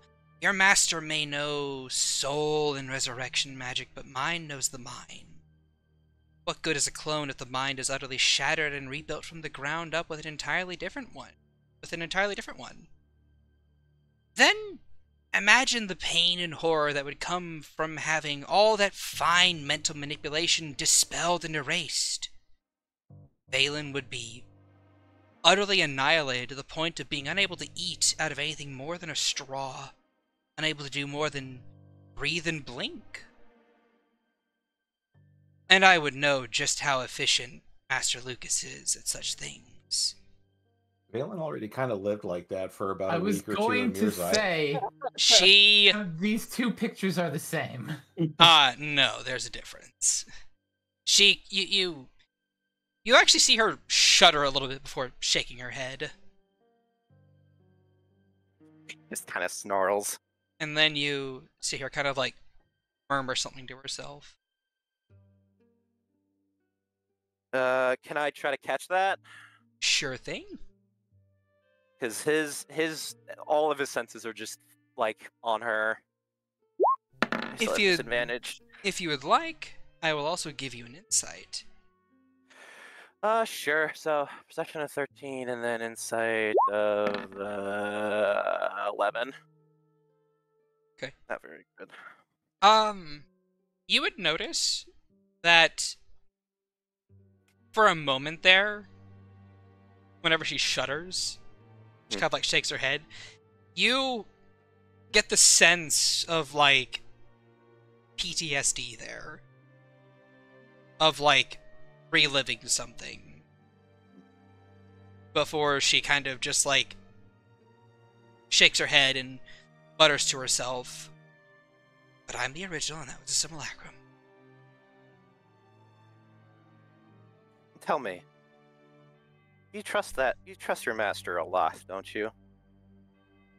What makes you think that that trust wasn't fabricated? Or anything of your life was actually real? Maybe you were led to believe that he agreed to protect the things that you love if they were to come harm to them. Maybe he elected to make you, oh, I don't know, a bit more applicable with instructions and commands, make you obedient, because what's good a dog if it doesn't have a leash? And I think Lucas is a big fan of dogs. She smiles and goes, Master Lucas has utmost faith in me, because I trust in his vision and in his plan. And before she can continue, you hear a familiar voice. Agathar? Is that you, buddy? And, you kind of saw this coming. So did I. You kind of... Oh, yeah, fucking speedster. Yeah. They're a different person. I know. It's Gustav. Yeah, Fuck. it's Gustav. Worse. It's so much worse. As Gustav starts to walk up on you, she is currently wearing a pair of blue jean shorts, a green tank top with a red band with her normal red bandana around her neck, little bolts of electricity jolting across her fur, with two little mouse girls following behind her that look to be around roughly the age of 4. Both of them look to be humans with little mouse ears atop their heads and little mouse ears and little mouse tails whipping around behind them. One with black hair and one with golden hair, like her mother. And both of them have these electric blue eyes that they share with their mother, Gustav, that is. And as she kind of, like, is grinning at you and kind of, like, walking over, like, oh, it's my buddy Agathar over there! You receive a message from Bethany. Speak nothing of our meeting to her, and get her to leave quickly. We wouldn't want the name-ranked adventurer Gustav to go AWOL, wouldn't we? Agathar has not looked away from Bethany this entire time. Hearing Gustav caught him off guard, but he did not look away from Bethany throughout that entire time. But he kind of like growls, and he's just, no shit, Sherlock. She smiles, and then you hear another message. I'll know if you cast any magic too. Sneaky business. And you see her pull out a small pair of glasses that she puts on her face before giving Gustav and her 2 kids a cheery wave. When I have a feeling I know what those are, but her eyes don't leave you. Nah, I'm like, yeah, I know. I just kind of want, not it's gonna do anything, but Like, the glasses aren't magical, but they do have a mustache. Agathar will take a moment to, like, he stares at her for, like, another beat, but then looks at Gustav. Hey, Gustav, what are you doing in town? Are these the little ones? Oh, these are, like, 2 of them, like, the two oldest that are able to, like, wander around. This is Sparky, she points to the black-haired one. And this is Selena, she points to the golden-haired one. And they're my 2 favorite little girls. She kind of, like, you know, tousles their hair a bit, and like they're like they're both kind of like, we love our mom, you know. And she looks at you, and she's like, well, hey, how have you been, man? Like, what are you doing today? You know, you caught me at a bad time. I'm kind of in a business meeting right now. Maybe we can meet up later.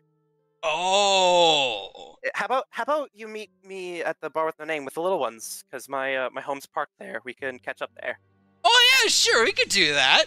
But here, let me get a picture of you with the kitties at the very least. You see her maybe... pull. She's not listening to you. You see her pull out this strange-looking device that is yellow and orange with a black circle in the center of it, and a white square in the upper right-hand corner of it. And as she kind of like wraps an arm around you, and her 2 kids kind of like slide into frame beneath you, what do you do? Because I would assume that Bethany is in frame of the camera, Hmm. Is it safe to say that she is? Yes, it is safe to say she is. But But considering the number of people there are, it's more like she's a background extra. Okay, alright. Then I guess, just in case, Belle will kind of pop out to block, like, essentially block her out from the background, just to kind of play defense to kind of erase any evidence of I will say her being there. I will say you don't have enough time to do that. Not enough time? Okay. Basically, like, that camera comes out, and, like, the thing is, you don't even know what it is. Right. Oh, that's fair. Okay. As like, she holds it up, and you see her click a button on top of it while her and her kids say, cheese! In unison. This really isn't a good time. There's a flash of light out of the top right-hand corner of the camera, and I'd like you to make me a con save. Great. Okay. This is normal. Fuck. It's okay. You're just blinded for like more than a couple seconds. Cool. Being blinded near Bethany is always a good thing. As you're like, my eyes. and she's like, it happens to all the people first. Go on, girls, let's go. and the three of them, and you hear the three of them have like beating feet, and you hear like a little creak of kind of like a clicking device as Gustav is doing something with the camera. Okay. And slowly you kind of like blink back the spots in your eyes, and you're able to see again. And he'll look back at. He'll just kind of glance at Bethany. When you turn to face her, you see that she is blinking slowly a couple more times before she gets this confused look in her eyes. Just a second.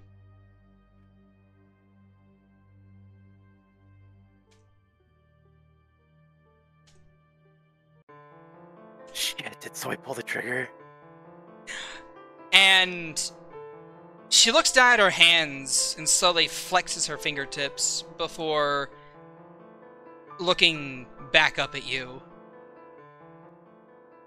Sectum Sempra. She looks deep into your eyes, Agathar, a panic filling them as she seems to have entirely dropped at whatever act she was doing before. Sectum Sempra. Remember it, Agathar. You have to. Please. I don't. Oh no. Oh. And as she whimpers like a wounded animal, looking at her hands as they begin to melt, her whole body beginning to just rapidly liquefy as her eyes settle back on you with this utter terror filling them. Tears mixing with water on her body as she melts into her chair, slowly becoming a slurry of ice and slush, gurgling out 3 final words. Please, help me. And you are sitting across from a puddle.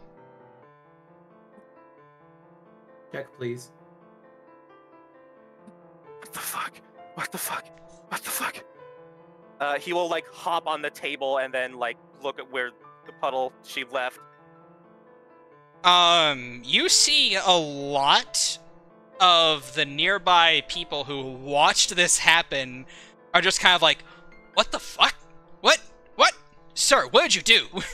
And, like, a couple city watch officials kind of, like, make their way over, and you are in front of a slurry of ice and slush. Very similar to the first time you killed Bethany. I didn't do that. Use the simulacrum again. Shit. I didn't do this. One of the guards says, yeah, we'll be the judge of that. Could you come with us? Wait. Look, if you didn't do it, it'll only take a couple minutes to clear it up out of the precinct. Just, could you come with us? I mean, he's in a precarious, panicked situation. He's gonna he's gonna try to see if he wants to try to see if the guard is lying, or just like, oh yeah, we'll go to the precinct, or they want to isolate him. Sure, go ahead. Alright. So glad. Oh shit! Double 19. This guard is just doing his job. Okay. Like you see that he's currently looking between you and the puddle of ice that used to be a woman, and like this guard, he might know more about spells because of the city he has to be the watchman for, but like simulacrum is a 7th level spell, and normally speaking, you have to kill a simulacrum for it to slurry of ice itself. So to his knowledge, a woman just turned into ice, or turned into snow and ice and water slush, begging you for help. So he's like, Yeah. And like anyone nearby who's like watching your conversation could also tell that you and her did not get along too well. You were giving her a death glare, even, as some might say. So like, That's pretty fair. So like, to your knowledge, that's about all you get. Okay, that's pretty fair. He's just okay. Okay. Okay. Fine. Okay. I'll come. All right. And he will. All right. Look at the thank puddle. you for coming quietly, sir. And yeah, you were going to. He's not. They're not going to let him. He will kind of slowly. He'll kind of slowly pull out his last gold coin and kind of set it on the table for whatever the waitress was assigned here, and he will hop off the table. He's going to contact Soy Fang. All right. As he starts going with the guards. You hear, this guard kind of like shouting orders to his men, just like, crime scene, wrap it up. Ma'am, if you would be so kind as to get the people that were here at the time of this event over to the side, my man will come and interview them one by one.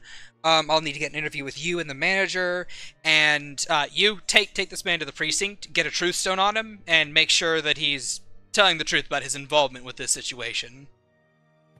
And the guy nods, and you see him pick up a stone from his pocket and kind of like, call over, I'm going to need some backup over here. I need 3 guards to help escort a prisoner that is accused of high-level magical interference. And you hear a response of, Roger that, we're sending a squad along the way. And within a couple minutes or so, you are being escorted by 5 different guys. And you feel kind of like this itchy twitching around you, as one of these guys is wearing a set of armor that seems to be shutting off your magic. Does it still seem like I have access to Ghost Step? Yes, it is a skill, not a spell. Okay, cool. Just want to make sure I don't lose that. Alright, that's fine. Alright. Slowly they take you back to the police precinct, and they kind of like move you into a cell, and they lock you inside, which has anti-magic wards on it. And one of the guards approaches you with a stone, and he says, raise your hand through the bars, please. Yeah, he will step up to the he'll step up to the door. He was like huddled in the corner, just like trying to process fucking everything because he went through some intense emotions really fast. So he is not okay right now. Oh, also shit, you wanted to contact Soy Fang. Hey. My fault. That would have happened before all this. So yeah, you try and Nice. contact her. Connection resolves. Strange. Wait, what the hell? Does that sound familiar to you? Does what sound familiar to me? Pull up my notes. The Sanctum Sepra? No, it doesn't. Am I being set up? I'm being set up, aren't I? No. I don't trust this. Also, for your information purposes. Mm-hmm.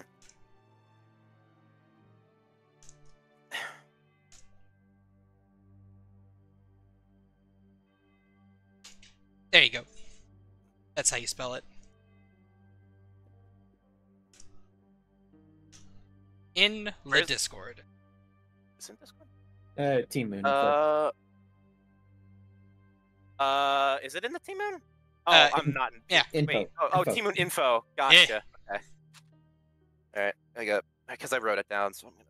I thought it was 2 words. I thought it was 2 words as well. Sectum Sempra. Sectum Sepra.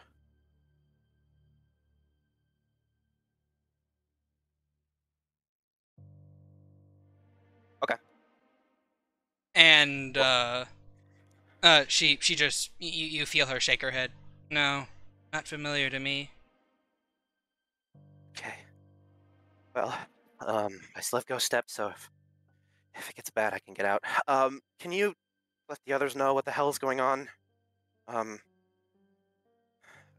About what? Bethany and whatever the hell is happening here, or I don't want them to get up in arms.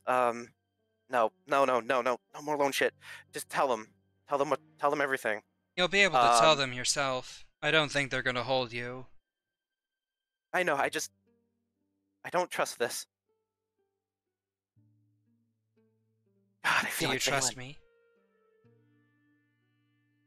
Yeah. Yes, I do. Then you'll escape. Okay. And he just like does his best to try to do what Soren taught him how to do, like the breaths and shit, but it's not going well. All right. Wisdom check. Okay.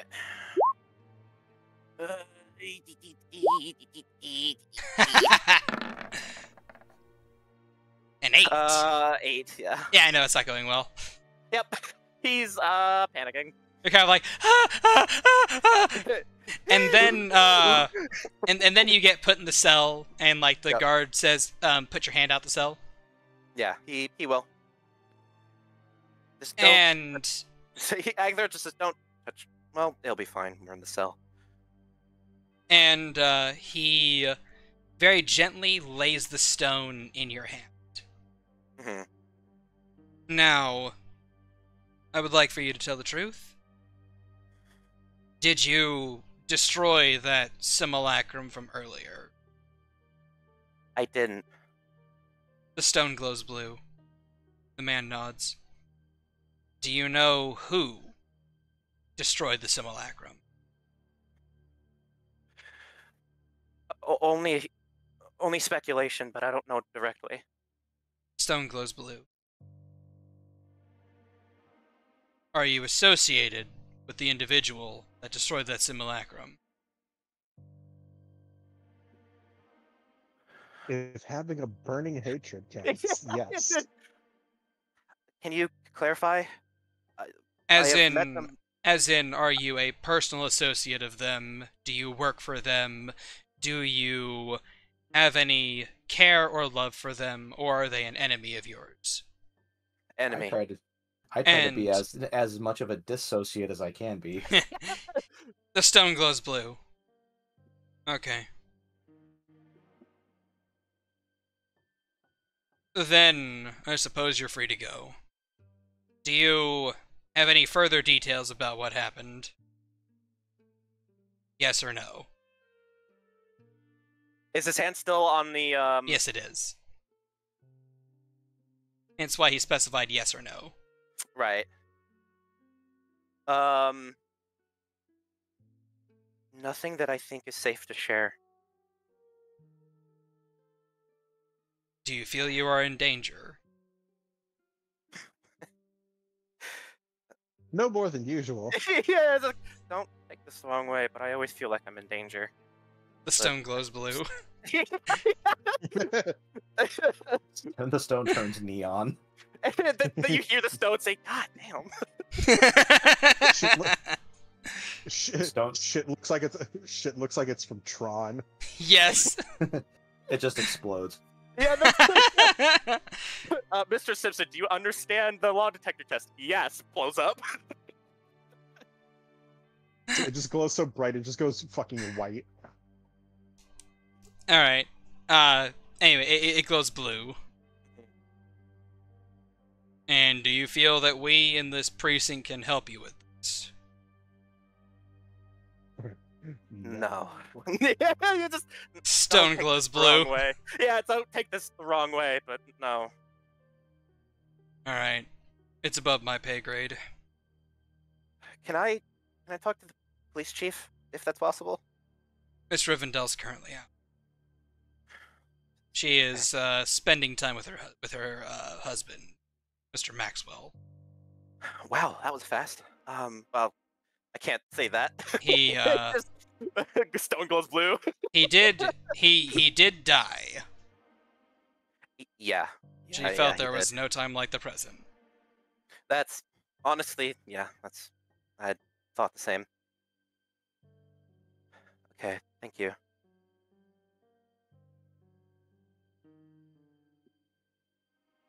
He nods. And then he stands up and unlocks your cell, and he takes his truth stone back. You're free to go. Thank you. And he will retrieve his stuff, and he'll walk out of the precinct. Alright. To which you hear Soy Fang say, "See? Said you were fine." Okay. You're right. Well, as always. Okay. Thank you. God, what the hell is my life? Okay. How close is? Okay. So what about ish time is it by now?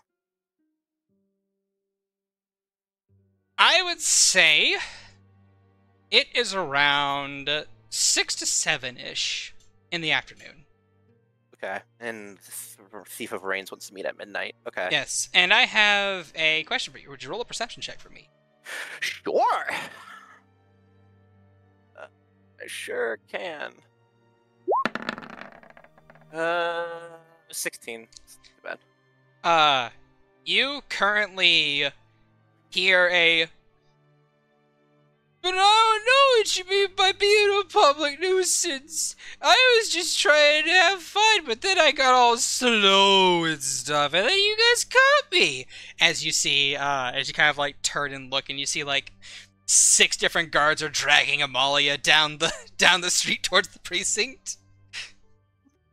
Leah, what did you do? The guard in charge just kind of like stops. He's like, you know this thing? She's a person. Yes, I know her. Oh. No, I'm sorry. I'm just picturing, if you know the Ron White bit. He's like, I wasn't drunk in public. I was drunk in a bar. They threw me in public. Arrest them. Exactly what happened. Well, they did not arrest them. It's like, I wasn't being a public nuisance. I was being a private nuisance, and they threw me into public. Exactly. That's so fucking good. Agathar! Buddy, please help me. They're trying to arrest me. I won't do well in jail. I'm not meant for the clink. and you see like the guards visibly roll their eyes and just kind of like sigh. Look, sir, you know this woman? Yes. What did she do? Did she hurt anybody? She didn't hurt anyone. She rushed around. She was like a bolt of lightning. She changed colors from brown to green, and then she flopped and started begging for food. And some people gave her some food, and then she asked for more, and then some kids made a game of how much she could eat, and parents got concerned and they called us about her.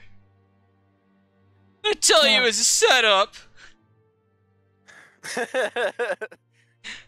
You're fine, Amalia. I'm so sorry. Is there a fine or anything? He kind of like checks the clipboard. About a 20 gold fine. Oh, God damn it. Can you give me like an hour or so? I'm all out of cash, but I can get you some. Let me roll a history check for this guy real quick. Because if you remember, you're famous. That's true. After a second, his eyes kind of like go wide. He's like, oh yeah, that Archmage guy. Graduated the college, yeah? Yeah, one of a couple. Alright. Well, if she's under your care, then it's the fines, whatever, man. Release her. She goes back into his custody, and then he turns to Amalia, and you stick by his side. I don't want to see you out here alone. Yes, sir. Thank you. Really, thank you. I really appreciate that. It's been a day. Hey, look, it's fine. Alright? Just make a donation to the precinct whenever you get the chance. It's okay. You got it. And make sure that she doesn't drink any more any more bitter black speed juice, she called it. Amalia, who gave you this speed juice? Morrigan did. Coffee. Coffee. In my defense, it stopped her from bothering me. That's a sentiment of anybody else, but that is okay.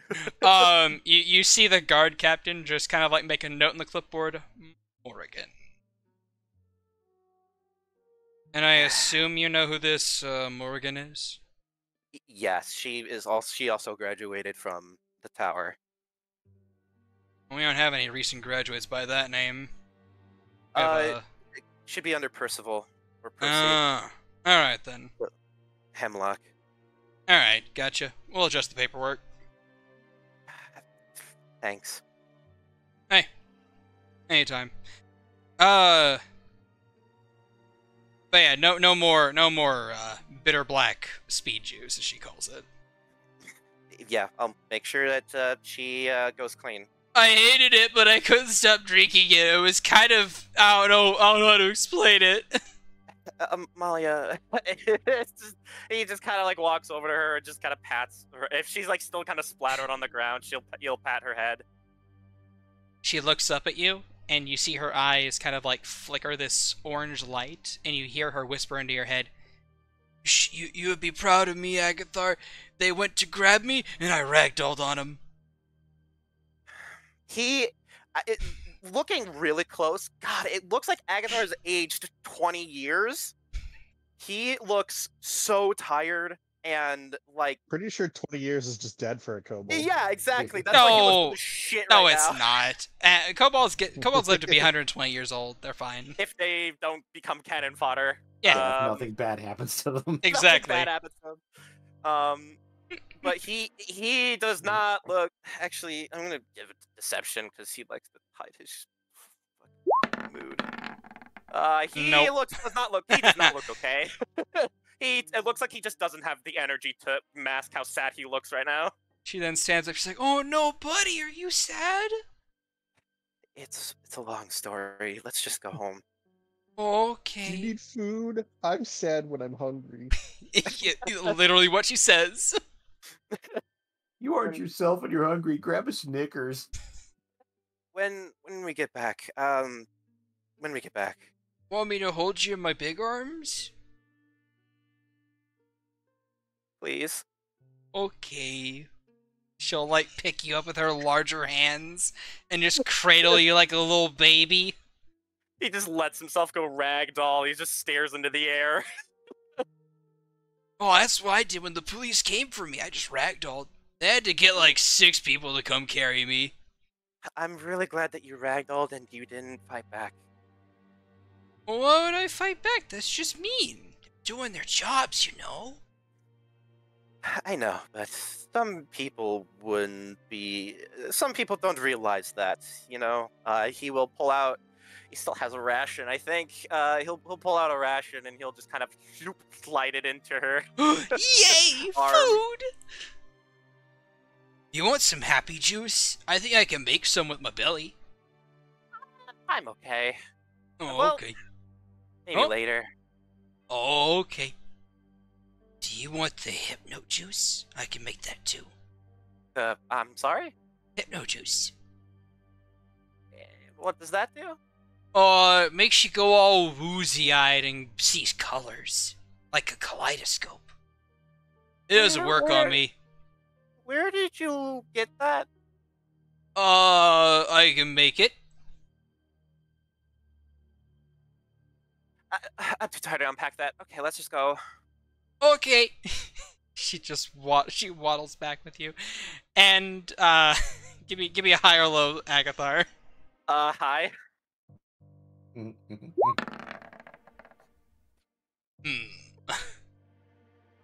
Alright. You don't see Soren on your way back. Damn it, shit! It's probably for the better. Fuck! Bleh. Oh, boy. What a time to be alive. Time to be alive. So, as you're kind of, like, being walked back, Soren, what are you doing? Inside the sword. Nothing. I was about to say nothing because I'm trapped in a sword right now. He's keeping an eye on Miki and seeing just basically letting her do her thing, but trying to keep her calm ish. Roll me animal handling. Animal handling. Yes. Trying to wrestle that dog in you. Literally. Oh my God. 11. 11. Oh, That dog is strong. All right, let me see what the opposed roll is. Okay. You're able to kind of like curb her more manic tendencies. But like, you know the Spider-Man 3 Harry Potter meme? Or not the Spider-Man 3 Peter Parker meme where he's like in the black suit and he's like walking around like doing jazz hands to people and shit. I'm so pissed I didn't see this. That's her right now. Soren's like Hidari probably just sees Soren, just his hand on his forehead, just shaking his head. Just Hey Soren, give me a high or low. Low. Hey, look at that. You avoid the funny encounter. The funny encounter? Oh yeah, there's a funny encounter. I'm scared. Well, you avoided it, so you don't have to. I actually, you know, the dancing queen. I have a question for you, Soren. I might have the answer. Do you want to have the funny encounter? That depends. Funny how? Don't take the Shad light. Funny in the best ways. The best- Throw the ring in the throw the ring in the mountain. Do it! Try it! Funny in the best ways for me, or funny in the best ways for you? It's gotta For be funny you! For him. For you! You know what, Shad? I don't trust you. No. Aww! Gosh I don't trust darn you. it! How sad. You know what doesn't help? The What? fact that you asked me for a high or low, I guessed correctly, and you said it didn't happen. I mean, like, I gave you the option for it to happen. Yeah. But if that wasn't led with it. Here's the thing. Here's the thing. All right, it's not a bad encounter. It's just a funny one. You know what? Fuck it, we ball. Let's do it. Oh my god. Yeah. God damn it! Given Yeah. into the darkness. No, I mean let's just do it. Time for Soren's not in control of himself at the moment. time for the Dr. Facilier. Are you ready? Hold on, I gotta get my seatbelt. Hold on, I gotta buckle in. all right. As you are strolling, Shad's like, I gotta get my seatbelt too. as you are strolling down to Migi is strolling down the street, just kind of like da-na-na, da-na-na, da-na-na, kind of like giving finger guns to random people, just like, hey, okay, all right. You see her kind of like pull out a copper, do a little spin, and just like flick it over to a fruit stand. As the person catches it and just kind of like looks at her weirdly, as she just strolls by and goes, "I want that thing," and they're like, How much? And How the- much is the fruit there? a copper. Like they flicked him Okay. a copper piece, and they're like, you can actually have a couple. Hell yeah! And she just kind of like, you know, grabs a couple. She like grabs an orange, a peach, and then a pineapple, and then like a pineapple, and she kind of like takes the fruit. She takes the orange and the peach, just kind of like munches on them both at the same time. It's like, just like, she's like, oh, their flavors mashed together kind of okay. Meanwhile, Soren tastes it as well, and he's like, "Oh god, this is awful." It's not that bad. Better than not tasting anything for who knows how long. And around this point in time, Soren, roll a perception check from your viewing spot. Perception check. 26. You spot her before she spots you, or Migi specifically. That's who? A familiar Knoll woman that you would know as the Samba Queen. We told you. We told you. Hey, you're about to watch. You're about to see some stuff, Soren. Buckle in. And you get a chance to react, but I would like to note, you would see that she currently has 2 magical-looking bracelets on either wrist that look uniform, and there's one around her neck as well. Would he recognize any of them? You can roll an Arcana check. With this +0, that's an 18. Holy crap. Hell yeah. Those look like official Vitrium City Watch restraints. Basically, it looks as if she's on probationary leave and is allowed to wander about the town, but those manacles and the collar act as restraints if needed, and they're there for, like, spy uses and so on and so forth. They're there to make sure she doesn't return to crimes, is the thing. Yeah, so basically using the power of dance in bad ways. Yes, exactly. So, like, Hidari will see, like, Soren's eyes perk open and he'll just go, "Oh, I haven't seen her in a long time." You hear Migi and Hidari both go, "Who?"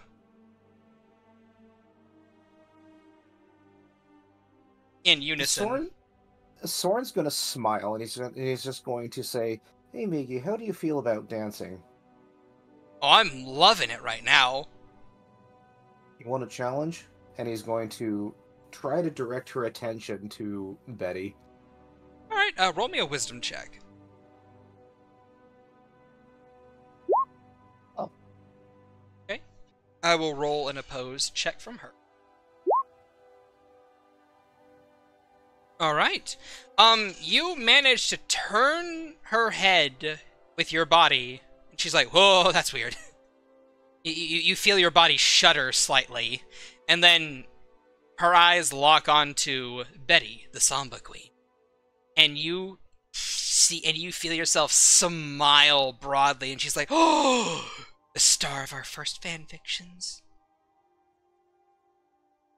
Wait, she was the first? Oh, one of the first. Hey, Dari, we need to reenact the pelvis crusher. Hidari kind of, you see Hidari just kind of like give you a so-so sign. There were a lot of people that we considered like the first, man. Like, a lot, dude. So she was probably the first 0.3 or thereabouts? Probably, man. Well, why don't you go say hi to her? See how... She's already walking over. Or then he doesn't say anything. And you see Betty just kind of like turn and look, and she spots you, and at first she's like, oh! And I'm gonna give her an insight check. That's a natural 1.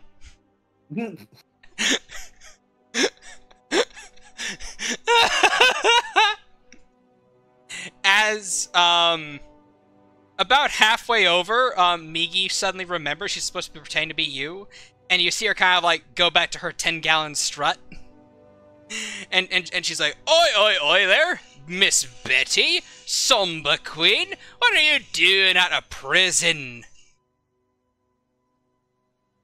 And fuck, what was Betty's accent? Soren just like kind of looks at Hidari and Caribbean. says...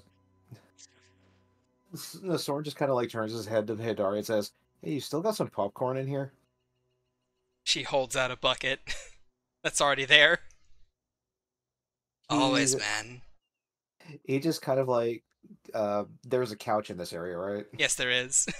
He's just kind of like, well, I think I've worried a little bit too much recently, and Mirzai, time for me to just not give a shite. And he flops down on the couch and just like pats like next to him for Hidari.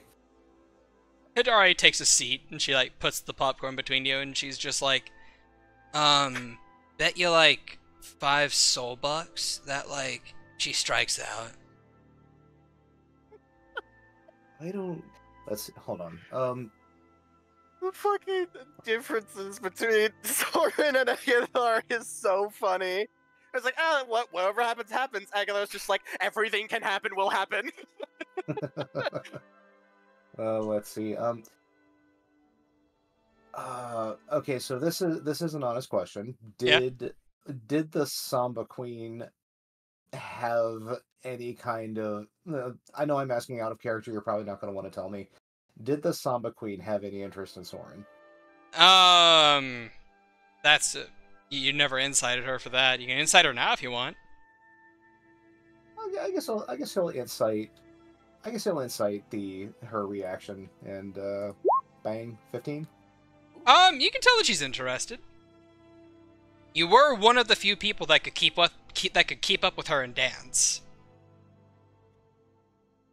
He realizes that this is probably the first time he's realizing this now, and he's just like, oh no. And he's just gonna be like, with a kind of a sad smile, but his hand on his forehead again shaking it. He's just gonna be like, oh no.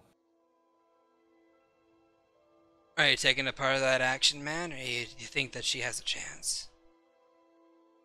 I just feel bad because I now realize that I think Veti had a thing for me, and now Hidari's here pretending to be me, and he's still smiling, like he's not like upset. Yeah, he's not like super upset, but he just kind of feels bad about the situation. I mean, hey, I'm pretty sure it'll be fine. Probably. And it is at this moment, you hear the line. As Migi says, "Oi there, Somber Queen. You got fancy feet there? Or is it just fancy feet you got there, or you got fancier other things too?" Wink.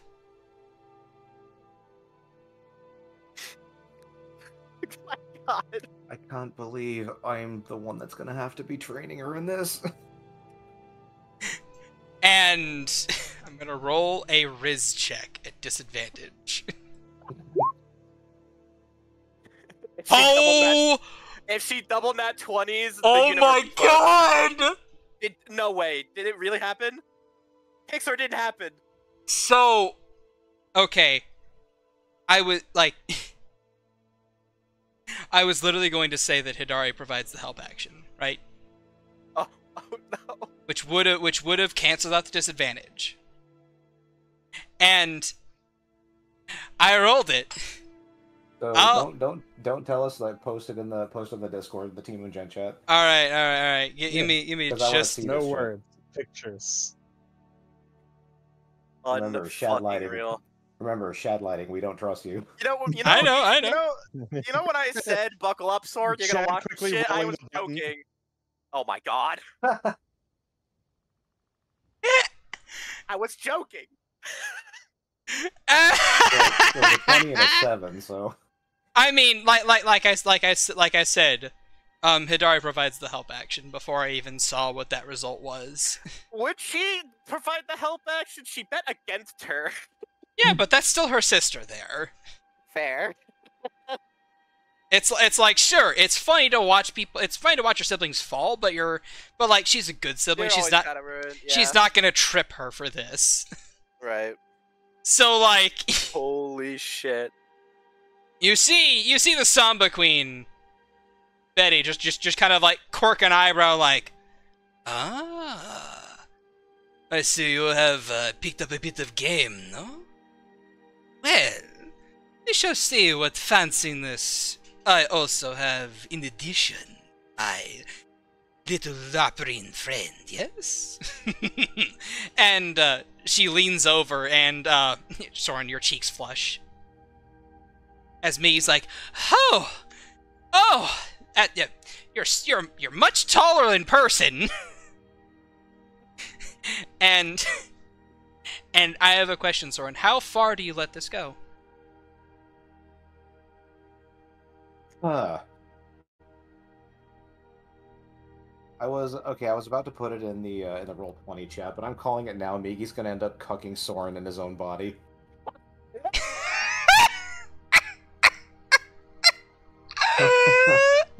Holy shit. How I like you can still tell her, hey, yo, nuh-uh. Like, you can flirt with her, you can go on a date with her, but nothing after that. You can tell her to not, because it's still your body. Yeah, that's why I'm asking how far you allow this to go. How far you as Soren would allow this to go. Well, here's the thing. He doesn't, like, right now he's kind of still on the high of being in Mirzai. So he's just like kind of coming down off of it. The date with Enwin, like, kind of really put him in a good mood, and he does want to see it go through. The only thing he's worried about is he knows the Samba Queen likes him, and if she finds out that it wasn't actually him, then, like, he's afraid that's going to break her heart. Well, would you like to give Migi the advice to maybe reveal who she actually is? Just pull an Agathar. Just start running. Just run away. He's going to say to Migi, alright, normally I would let this go, but I think she actually has a thing for me, and I would hate for her to you know, go far with you, only to like thinking it was me, only to realize it ain't me. You. Sorry, go ahead. Sorry, go ahead. No, I was no. gonna say, however, if she knows the truth and knows who you are and she wants to continue, then I'm willing to let it go.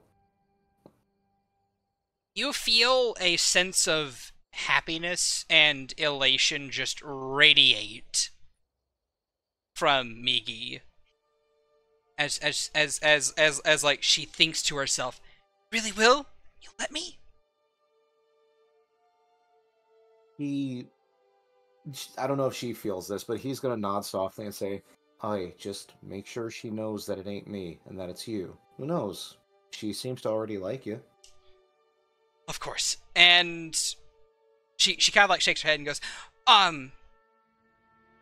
hey, sorry, Miss Samba Queen, Betty, I have to come clean with you, okay?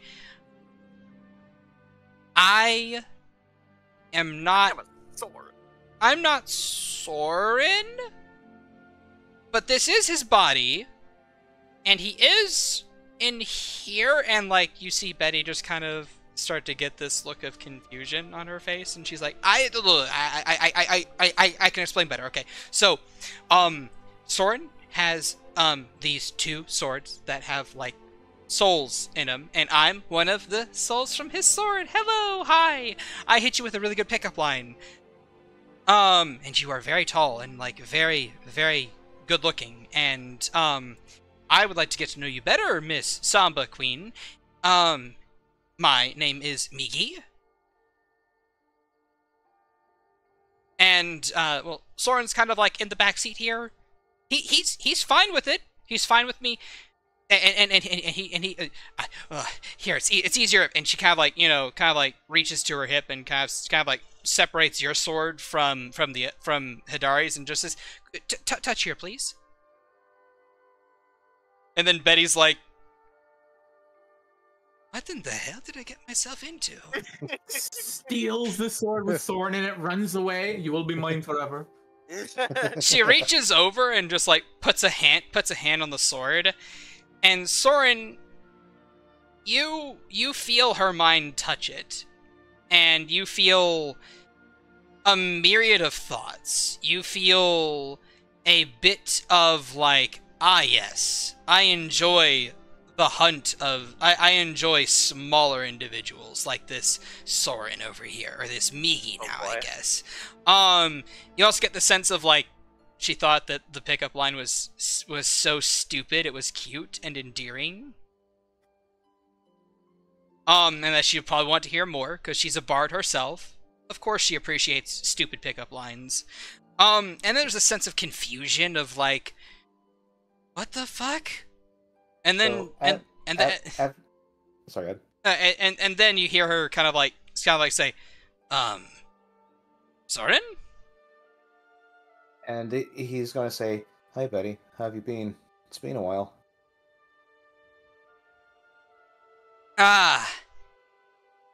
Yes, I would say it has.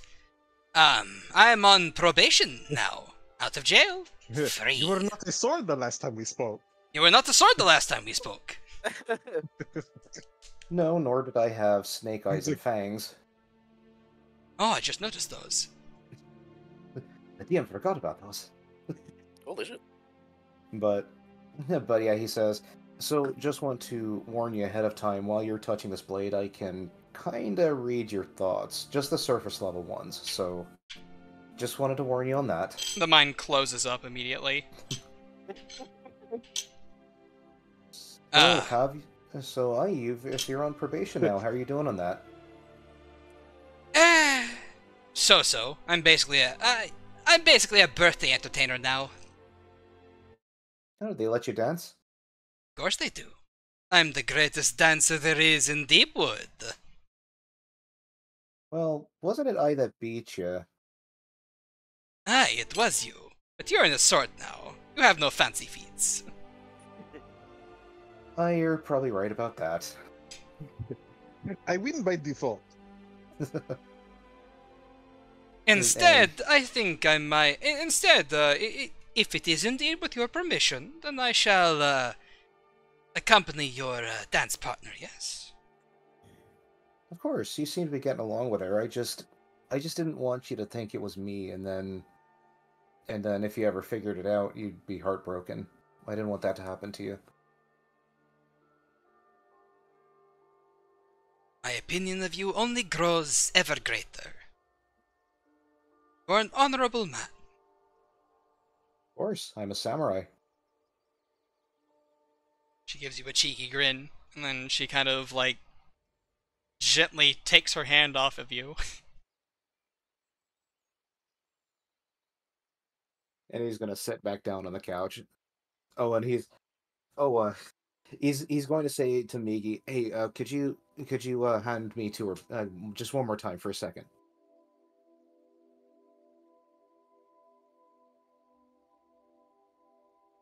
Sorry, say again?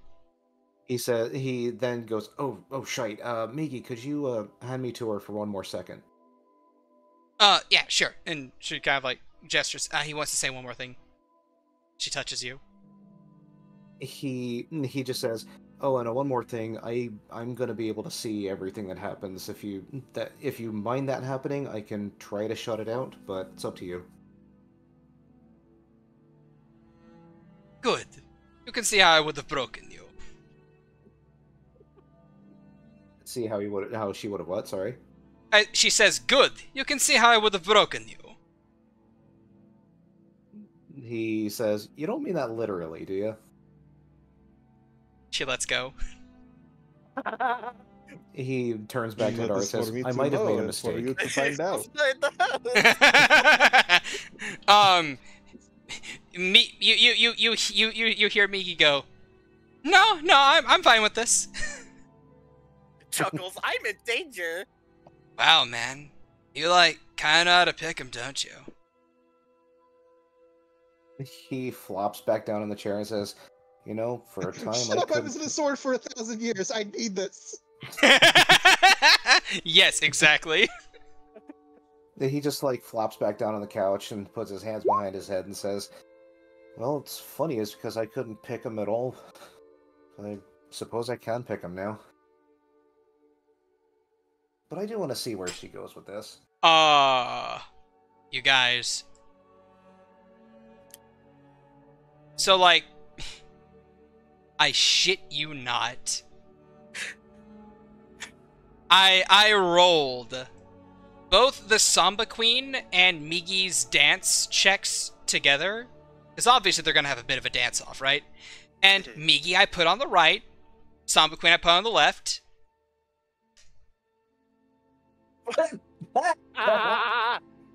Wow. Yeah.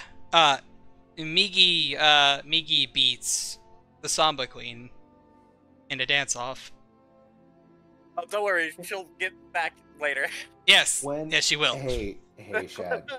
Hey, Shad. While that's happening, like before the dance-off starts, Soren stands up off of the couch and offers a hand to Hadar. He says, "Hey, you want to go? You want to try pairs?" Oh, that's so cute. Oh, that is cute. Hidari's like, I'm gonna need a bit of persuasion, man. This couch is pretty good. I'm gonna need a persuasion check. Yes. Yes, you will. Let's see. God damn it. She smiles. Alright, fine, I suppose. She lazily flops upwards and off the couch. And go ahead and roll a performance check. A performance. Is he still attuned to the Shadow Dancer blades? I don't remember. As a sword, you were not. Okay, so this is just gonna be the standard performance. And Let's fucking go! Let's go! Alright, you and Hidari share a lovely dance between the two of you. And, like, whenever the two of you are done, you see that the Samba Queen is just, like, out of breath, and, like, Migi is just like, I did it! I won! You got lucky! We'll see how lucky you are here in the... And then she kind of, like, just grabs grabs Miki and just picks her up and just carts her off, and it's a fadeaway. I'm just picturing it's like just the big ass like fucking hyena woman just fucking hoists her up overhead. Yes, exactly. Just... I claim this one, and just Mine. mine. And yeah, fun night for everyone. Except Aggie. Except Agathar. Agathar's having a very bad day. Eventually, Vaelyn, who knows? Yeah, I don't give a shit about Vaelyn. Eventually, Agathar, you and Amalia arrive back at the cart, and like her smaller hands reach out and they undo the and they kind of like open the cart up and slide in. Is she able to see Morrigan?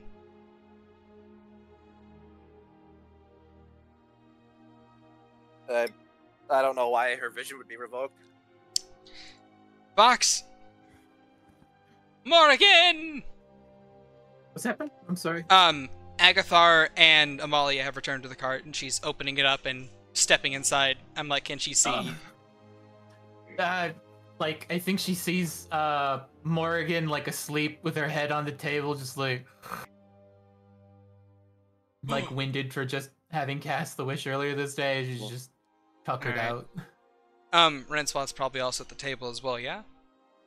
Yeah, no, Renspot has like she grabbed like one of the pillows from the stack and brought it and like set under Morrigan's head and just like a small blanket.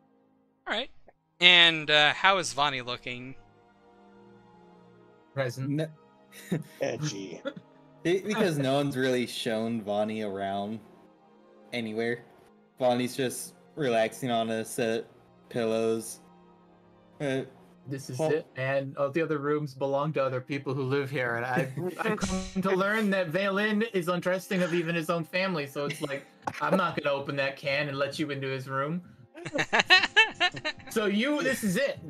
This whole main area, that's it, bud. That's what you get.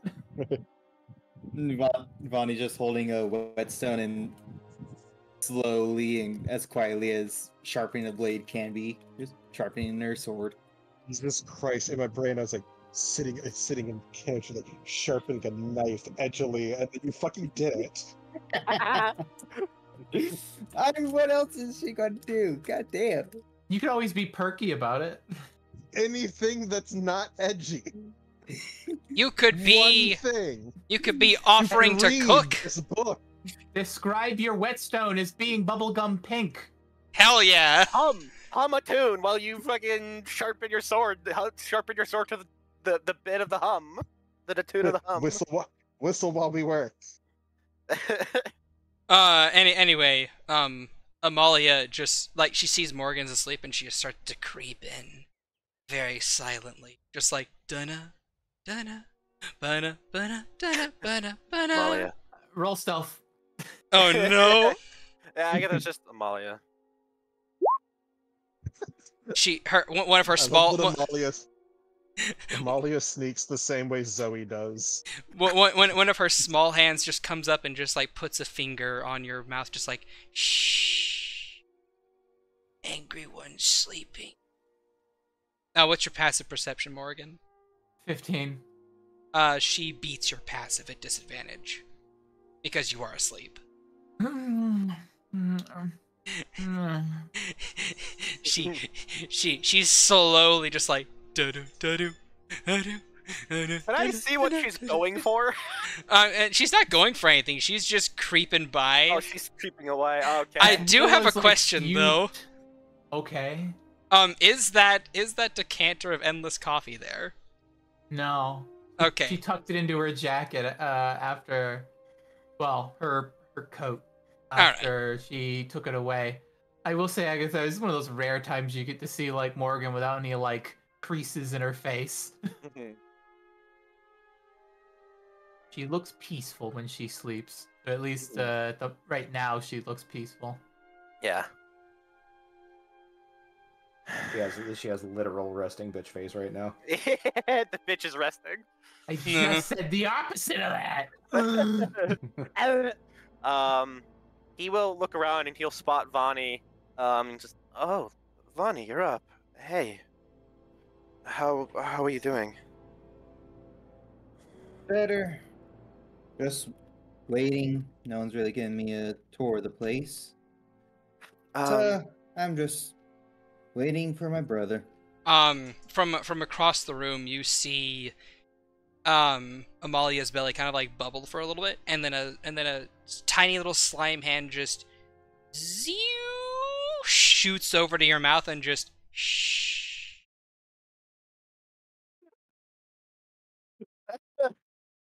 Before rubber banding back into her belly. And then she just keeps creeping up, and then she keeps creeping towards the stairs. I think there is just a long silence as we just watch Amalia just kind of tiptoe to the She's stairs. still carrying you. Up. Oh, is she? Okay. Yes. I kind of pat her, just like, can you let me down, please? Oh yeah, sure. I got you, buddy. Want some happy juice? I'll be okay. I'll get some later. It'll be fine. Okay, I'm gonna go hide in your room. Okay. And she just slowly sets you down, and then just creeps away. Agathar will run his hand up his head, and he will like take off his hood, and just kind of start rubbing it. So who might you be? He looks at you, kind of confused. Agathar. Oh, right, the wish thing. Yes, the wish thing. Yeah. Well, I guess nice to meet you. And then Belle and Anna will kind of slowly roll out. Anna looks a little heated. She looks upset because she couldn't punch Bethany into pieces. But they will kind of stand up and kind of shake because they were in the bag for a long time. Belle and Anna. Don't know if I should be concerned or impressed. They're good. They help a ton. And well, they're like daughters to me, so they're good. He kind of looks around. Where's Soren? Soren's a blade. Migi is in control. I think is that the right one? I don't know. Wait. It's... Huh? Don't ask questions. We don't know what's going on either. And I'm new here, and I don't even want to.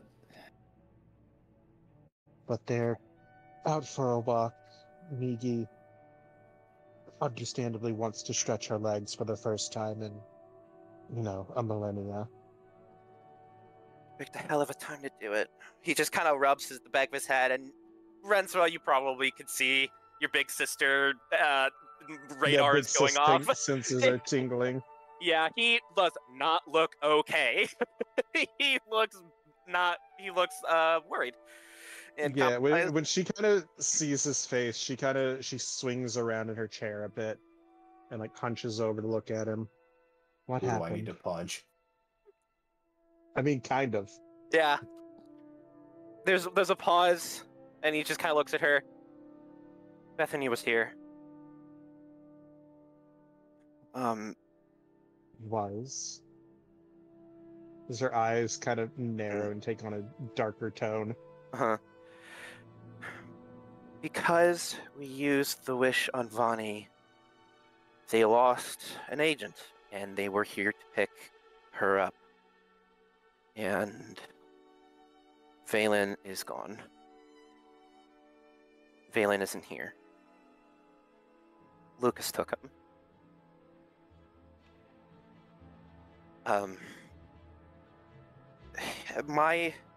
From what she said...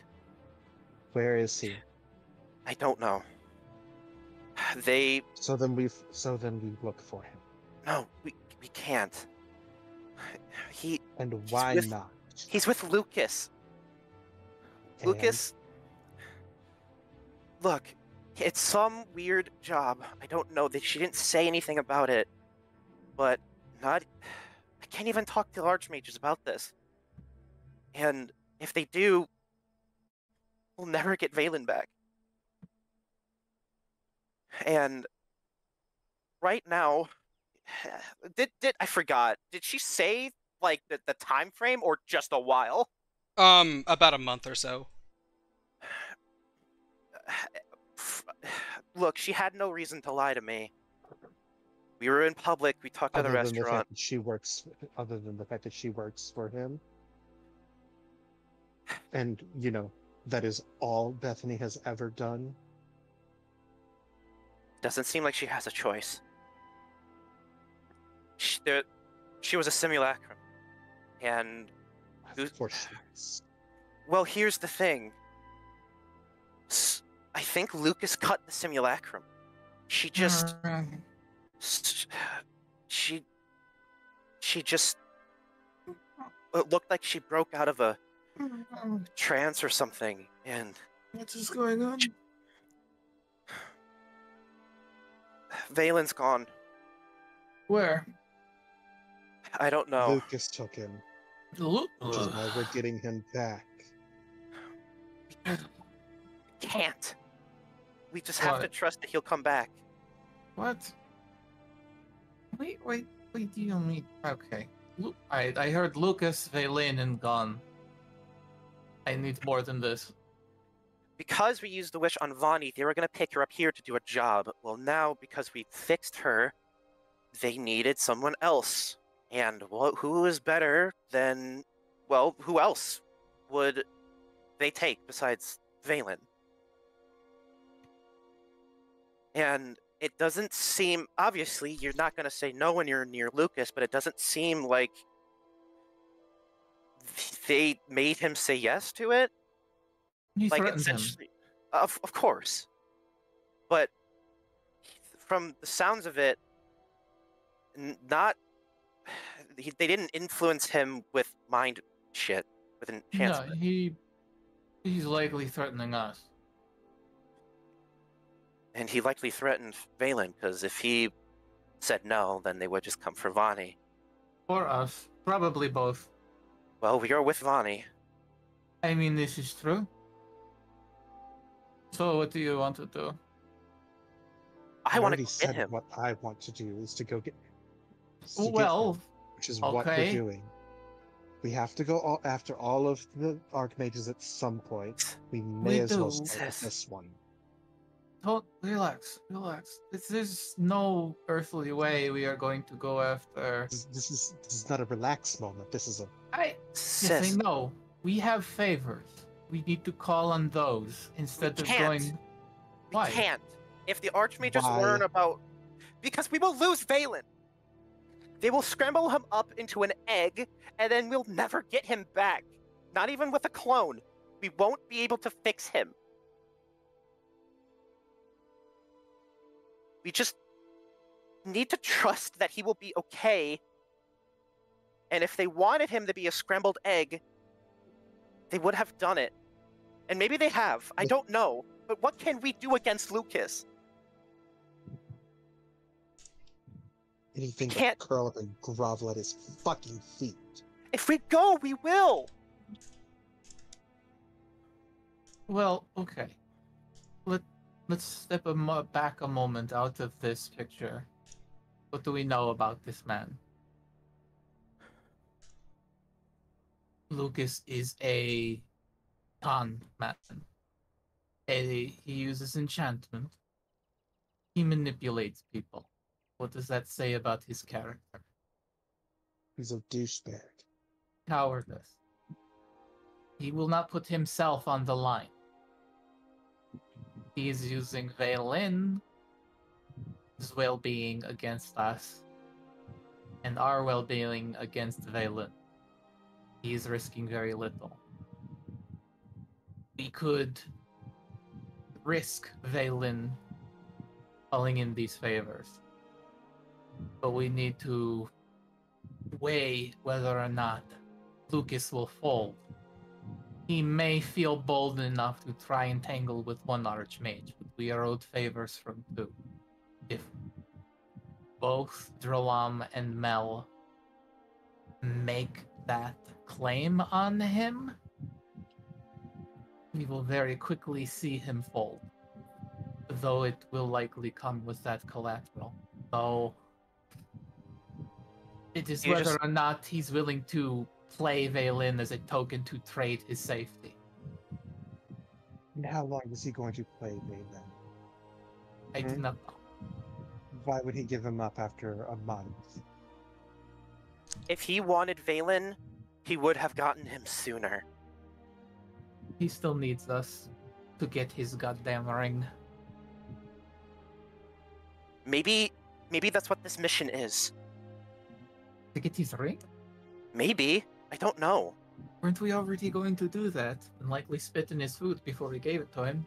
Yes, but I don't know what else. He could be stalling for something. Maybe he'll find it, make Vaelyn forget about it, and then have us chasing around on a wild goose chase for it while he does something. I don't know. Hell, well. Look, why not? We could probe our favors and see if both Mel and Drolam would be into backing us. Look, do we want a meat bag that was Vaelyn back, or do we want Vaelyn back? We will not be able to fix him if we tell the others.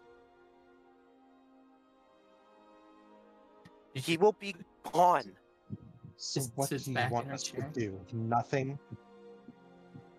Because that's What? an awful lot like what it sounds like you're suggesting. What can we do? The option seems hard.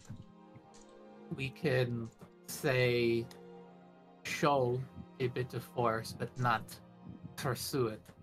Show him we have the capability of coming after him if he lifts a finger. For the moment, he's holding the cards and showing his hand as he has Vaelyn and at any time can melt him. What But- were his demands specifically? We don't let the archmages know that Vaelyn is gone. We don't act on it. And in a month or so, Is that we don't act on it, or that we don't tell the archmages? How will that work? Mel is constantly spying on you all. look, I don't even know where he is. How can we find Vaelyn? There's Ask your no staff. okay, you can see bits and pieces. Also, what is that? He just points to the staff because he has not seen it. She kind of hugs it a little. This little number I call the shiver burn spire. It's a mixture of a couple of staffs and a scrying orb.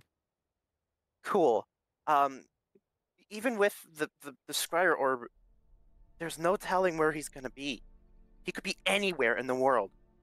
But we can check on his well-being at least. Yes, and we could do that. That's fine. But look, he looks at Rensois. I want to go get him too.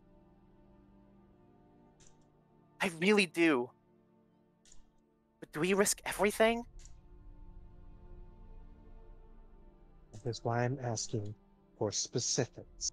Did he say we're not allowed to try and come for him, or was his only specification that we not tell the archmages? Shad, I got like super tunnel vision during that talk. It essentially was like, don't meddle with us, like don't try anything. Essentially, like me, the player, I'm trying to remember. Well, fortunately for you, I'm we having still have the a hard VOD. time. Yeah, I'm having a hard time remembering it in the moment. Roll me a history check. Okay.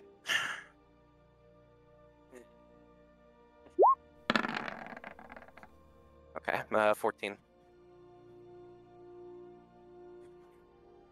With a 14? No. All that was requested is that, no, all that was requested is that you don't go to the Archmages. They said if you get any of the Archmages involved, we cannot guarantee his safety. That's what she said. Yeah, that I don't remember. She didn't say that you guys could not pursue him. But at the same time, you also do not know where he is at all. Exactly, yeah. He rubs his head. She only said, don't get the Archmages involved. We could check on him with the scry. We could, if we hear blips of his possible locations, we could act on it, but if he's... Who knows what he's doing or who he's with? Lucas could be with... I don't think Lucas would be with him, but I don't know. I'm about ready to send Lucas a message. Would you like to use the sending spell? A vaguely threatening message. That's how I'm feeling at the moment. I don't think you have met Lucas personally. Only really Agathar has. Yes, so only Agathar could use a sending spell on Lucas. And Vaelyn, but... we have contacts besides... I want you to send him a vaguely threatening message. I want you to send him an overtly threatening message. No. Renzel would be like, we have contacts other than the Archmages. We know more than one name-rank adventurer. Assuming we could track them down. I'm just afraid that if we start going for it, we may give them an excuse. I don't know. Look, they he thinks for a moment. It's not a case of me not trusting Vaelyn. It's absolutely me not trusting Lucas. I don't trust him either. I look between the two of you. And my brother can take care of himself, but I don't trust Lucas to... Oh. What if we kill Vaelyn? He just, before he gets his brain skaboobled, he just, reappears at Mel's. What Possibly, is... but it involves figuring out where he's at. And what's stopping him from trying later? Well, Mel. So, do you think Vaelyn is going to stay in the same building as somebody that he hates? It determines who does he hate more, Mel or Lucas. It sounds like he hates Mel a lot. But does he hate Lucas more after this? Well, yes, but Vaelyn. I do. I don't know if he's going to choose either option. He is a bit self-destructive, isn't he? Understatement of the year. But he's also not afraid to be rash, as we've seen. Push comes to shove, it wouldn't surprise me if he shoved a blade of his own throat to pop into it. I can probably guarantee you right now he's doing everything in his power to fuck with Lucas. Probably. He does it to us. Meanwhile, Lucas stabbing himself.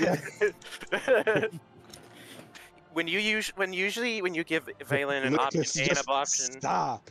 I could attempt some witchcraft. I'm certain Vaelyn has left some hair in his room that I can procure. I'm sure, but again, we don't know where he is. And Bethany, it was so strange. She had that fucking bravado, and then when Gustav showed up and did something with a weird device, but after that, she was with her kids. They were so cute. Look, gross, it bread. Oh my god. Look, after the device went off, it looked like she woke up. Like she finally, I don't know, regained something, and she... God, it was so weird. She begged for me to help her as she started to melt and said something about a Sectum Sempra. That doesn't make any sense. We brought I that don't- same girl right up to Durlam and had to rip all of the spells and enchantments on her. How would she have missed that one? Well, it was a new, Different simulacrum. it's a different simulacrum. It wasn't the simulacrum we brought to Durlam. That was her. I don't know. God. Honestly, knowing Lucas, it's probably layers. And Like nobody is Emma out. Onion. Kind of. Not layers have got layers. Not layers have got layers. Okay. I don't. This is difficult. Yeah, I want to go after him, but I don't want to risk giving Lucas an excuse. Maybe we can threaten him, but what? Do you want your brother back, or do you just want a meat bag? You see Mori almost kind of like scrunch her face up and not say anything. Like she had something stupid. She had something stupid to say. Go ahead. I'm sorry. I, for one, would like my brother back. I did the whole wish thing for him, so yes, I feel like it'd be a waste if he suddenly vanished after the whole thing I did. Yes, it would be. So it doesn't feel like he's left. I do have contacts around. Being a sellsword does have its perks. Oh.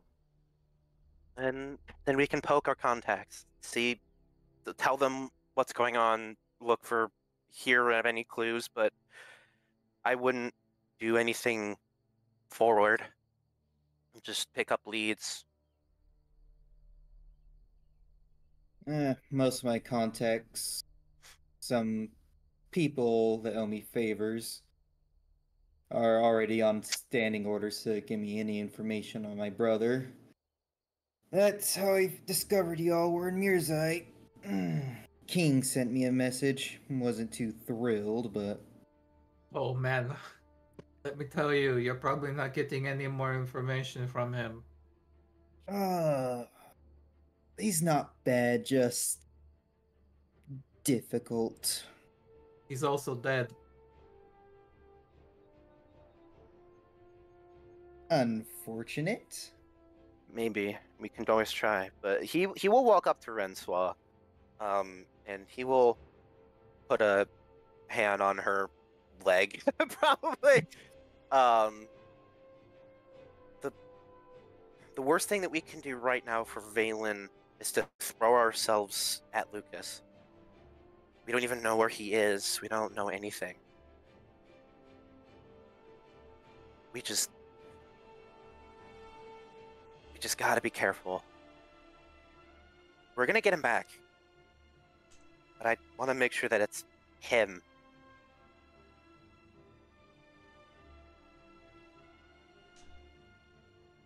Right. This is coming from me. Let's not be reckless. You know, normally I'm the one telling you that. I have a good teacher. Well, who is she? I'd love to meet them. Right here. You're one of them.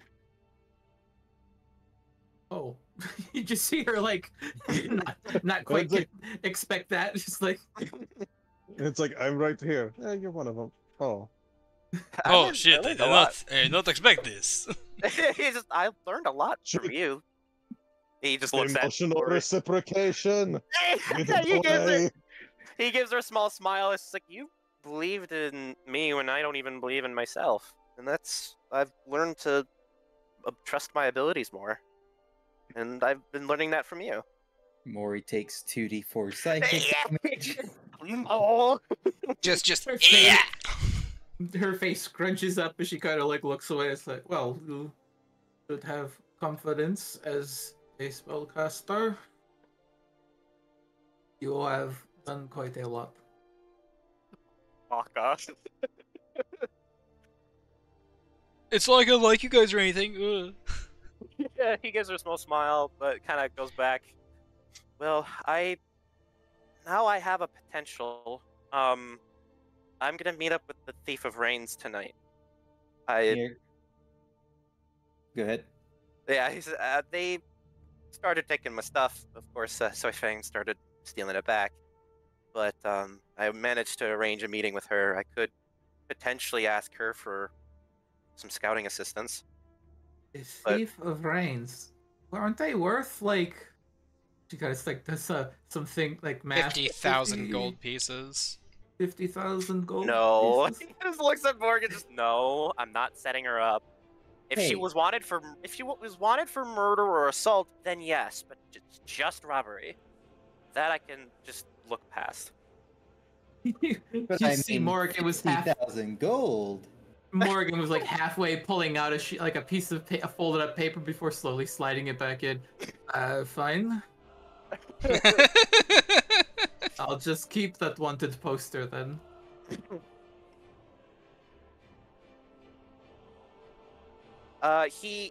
Is there like a clock? Can you tell the time in here? Yeah, it's roughly 8 o'clock. Yes, I have a clock in here. Apparently, it's Hell yeah. tinkered. I don't see why you everything. wouldn't. It's true. I mean, I have tinkered tools. So yeah, there's plenty of like little mechanical doodads in here, so I got a clock. Hell yeah. He thinks for a moment. Well, since Soren isn't around, I guess one of you guys are gonna have to bring it up with him. I'm gonna work on something, see if I can finish it before the meeting. And then I'll try to recruit her, I guess. I don't know if I'm gonna be able to do anything, but I mean, the Thief of Rains is prolific, infamous in their own way. If you can't wrangle them, perhaps get some what's the word for the word you use for like networking. See if they have connections they're willing to tap to send your way. There are others powerful creatures out there with prices on their heads that maybe they are aware of. maybe I'll ask. Sure. I'll just continue to be a lump and useless for the next few days. Well, I mean, you did cast a wish, so It was a good one, I think. I think it was. Looks to Vani. So, yeah. Awkward looks towards Vani. I mean, it feels like Vaelyn's here. Look, He's here in spirit. I'm gonna see what I can do with something, and then I'm gonna head out.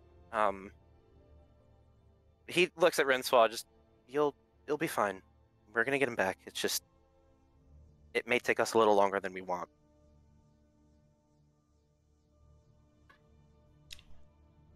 Hey, Renswa. Mm-hmm. Do you happen to remember your daughter's specialty? Being creepy. No, yeah, I was going to say, I was like, making friends. Making friends. And also secrets.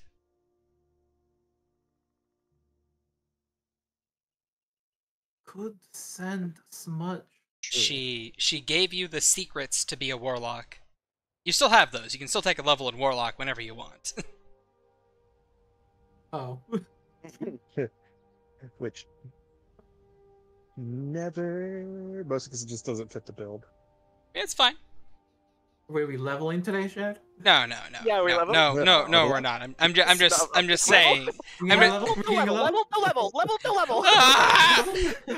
Oh, shucks. The bane of every DM. Whenever all your players like level. level. That would have been an But it was ASI. posited by the DM that a level of warlock could be taken. Oh my god. Alright, I need to record some DM ASMR, and it's just a bunch of it's just you guys going level. Yeah. We're back in the old days where it was like Baldur's Gate. Yeah. Who knows? Who knows? I don't. All right. So I think Red Claw would She'll kind of look up. I may have an idea on how we can keep tabs on Lucas. Oh. What is that? It's not a plan that you're going to like. You see her kind of like narrow her eyes? He tilts his head. In what way?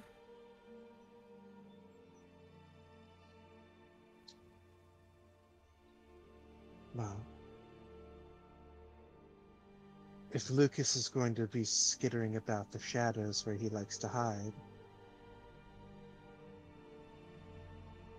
who better than someone else who skulks about in the shadows? Swifing doesn't know where he is. I don't think. Scratches his Who? chin. I Agathar said Swifang, and then Mori was like, oh, yeah, I couldn't hear because you both answered at the same time. Oh, okay. Yeah, he said Soy Fang, I said Smudge. No. Garmenthri. That Darkling?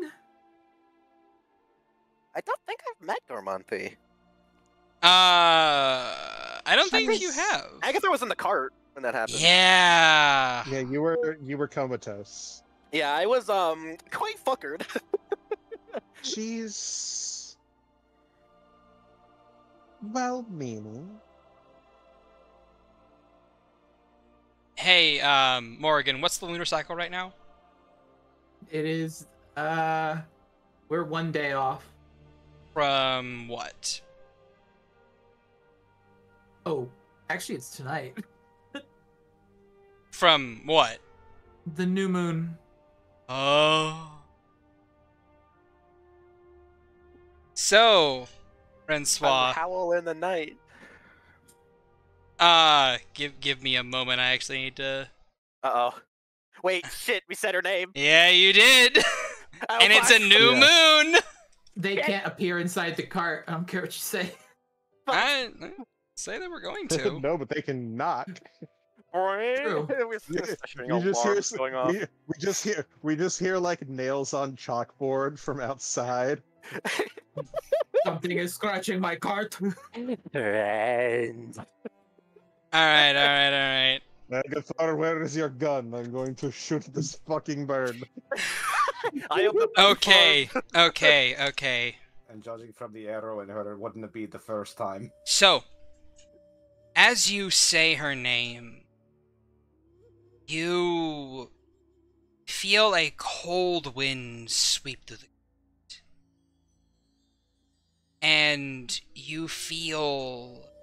You don't hear it, but you feel fingers tracing along the exterior of it. Before a heavy...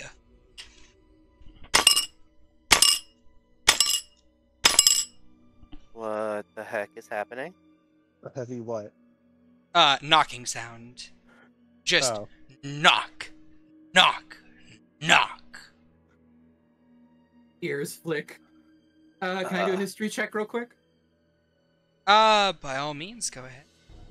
Bill and Anna are gonna start going. That's a natural positioning 20. themselves near the door. I know something of the nightmare. Considering I made a deal with the peddler. You, knowing what cycle it is right now, seeing how quickly the response was, and how you could feel this thing's presence from outside, you are aware that Garmenthi is very similar to the peddler in nature. And Well, they're both darklings. yeah, and you would also realize that this entity is very powerful. And You cut out. Very what? very powerful indeed. And There's a corpse. and from outside you hear, Francois, little friend, let me in. I sense you need me. And that is where I will pause you guys and end that scene.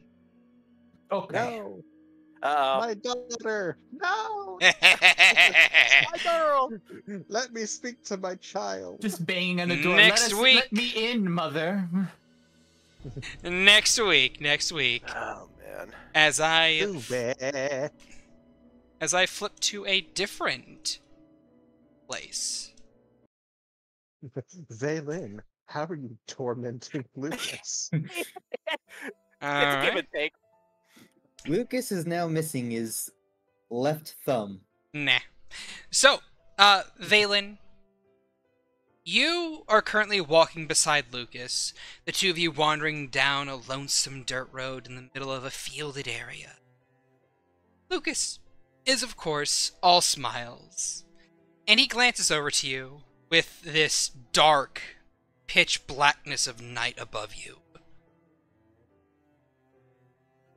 So, you must have questions as to what you'll be doing, don't you? Who doesn't when dealing with you?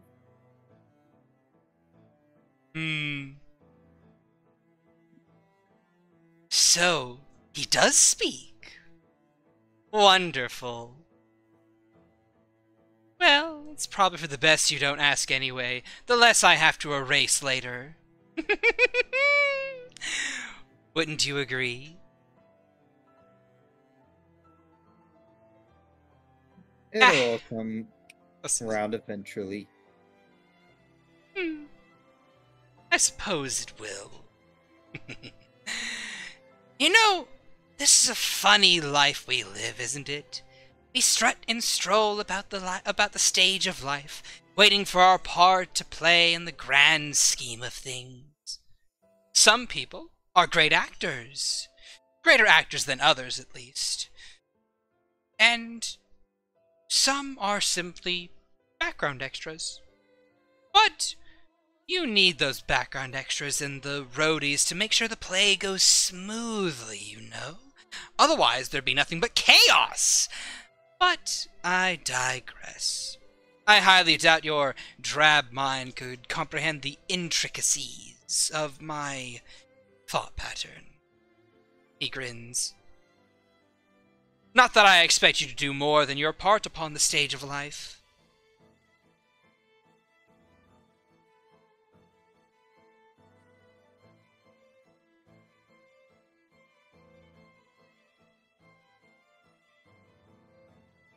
And as he is talking and the two of you are walking, the both of you come to a door within a tree, which he opens up and which he opens up with a swing and a gesture inside. Please enter the room. We have much to discuss. He grins jovially from beneath his robes as he gestures into the room. It's not like I have much of a choice now. What choice? Oh, sorry, go ahead. As Vaelyn will enter. But just know that I can still harm you. Not anymore. But I feel I should say, what great actor doesn't? And then he will step inside the room and close the door as we end session.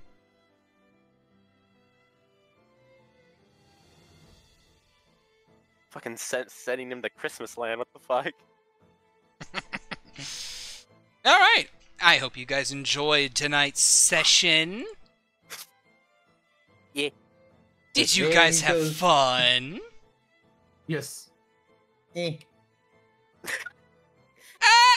I enjoyed it. Alright. Well, from us to our YouTube audience, Agathar, say goodbye to the people. Goodbye. I don't have anything witty to say. Morrigan, say goodbye to the people. Goodbye, people. Francois, say goodbye to the people. Well, Alright, Soren, say goodbye to the people. I might need a cleric after the night. Vani, say goodbye to the people. Your cleric is currently not available. And no, they just kind of like did a costume change. And Francois, do you want? Can you say goodbye to the people? Are you available? Oh, my mic got muted back. I said goodbye to people.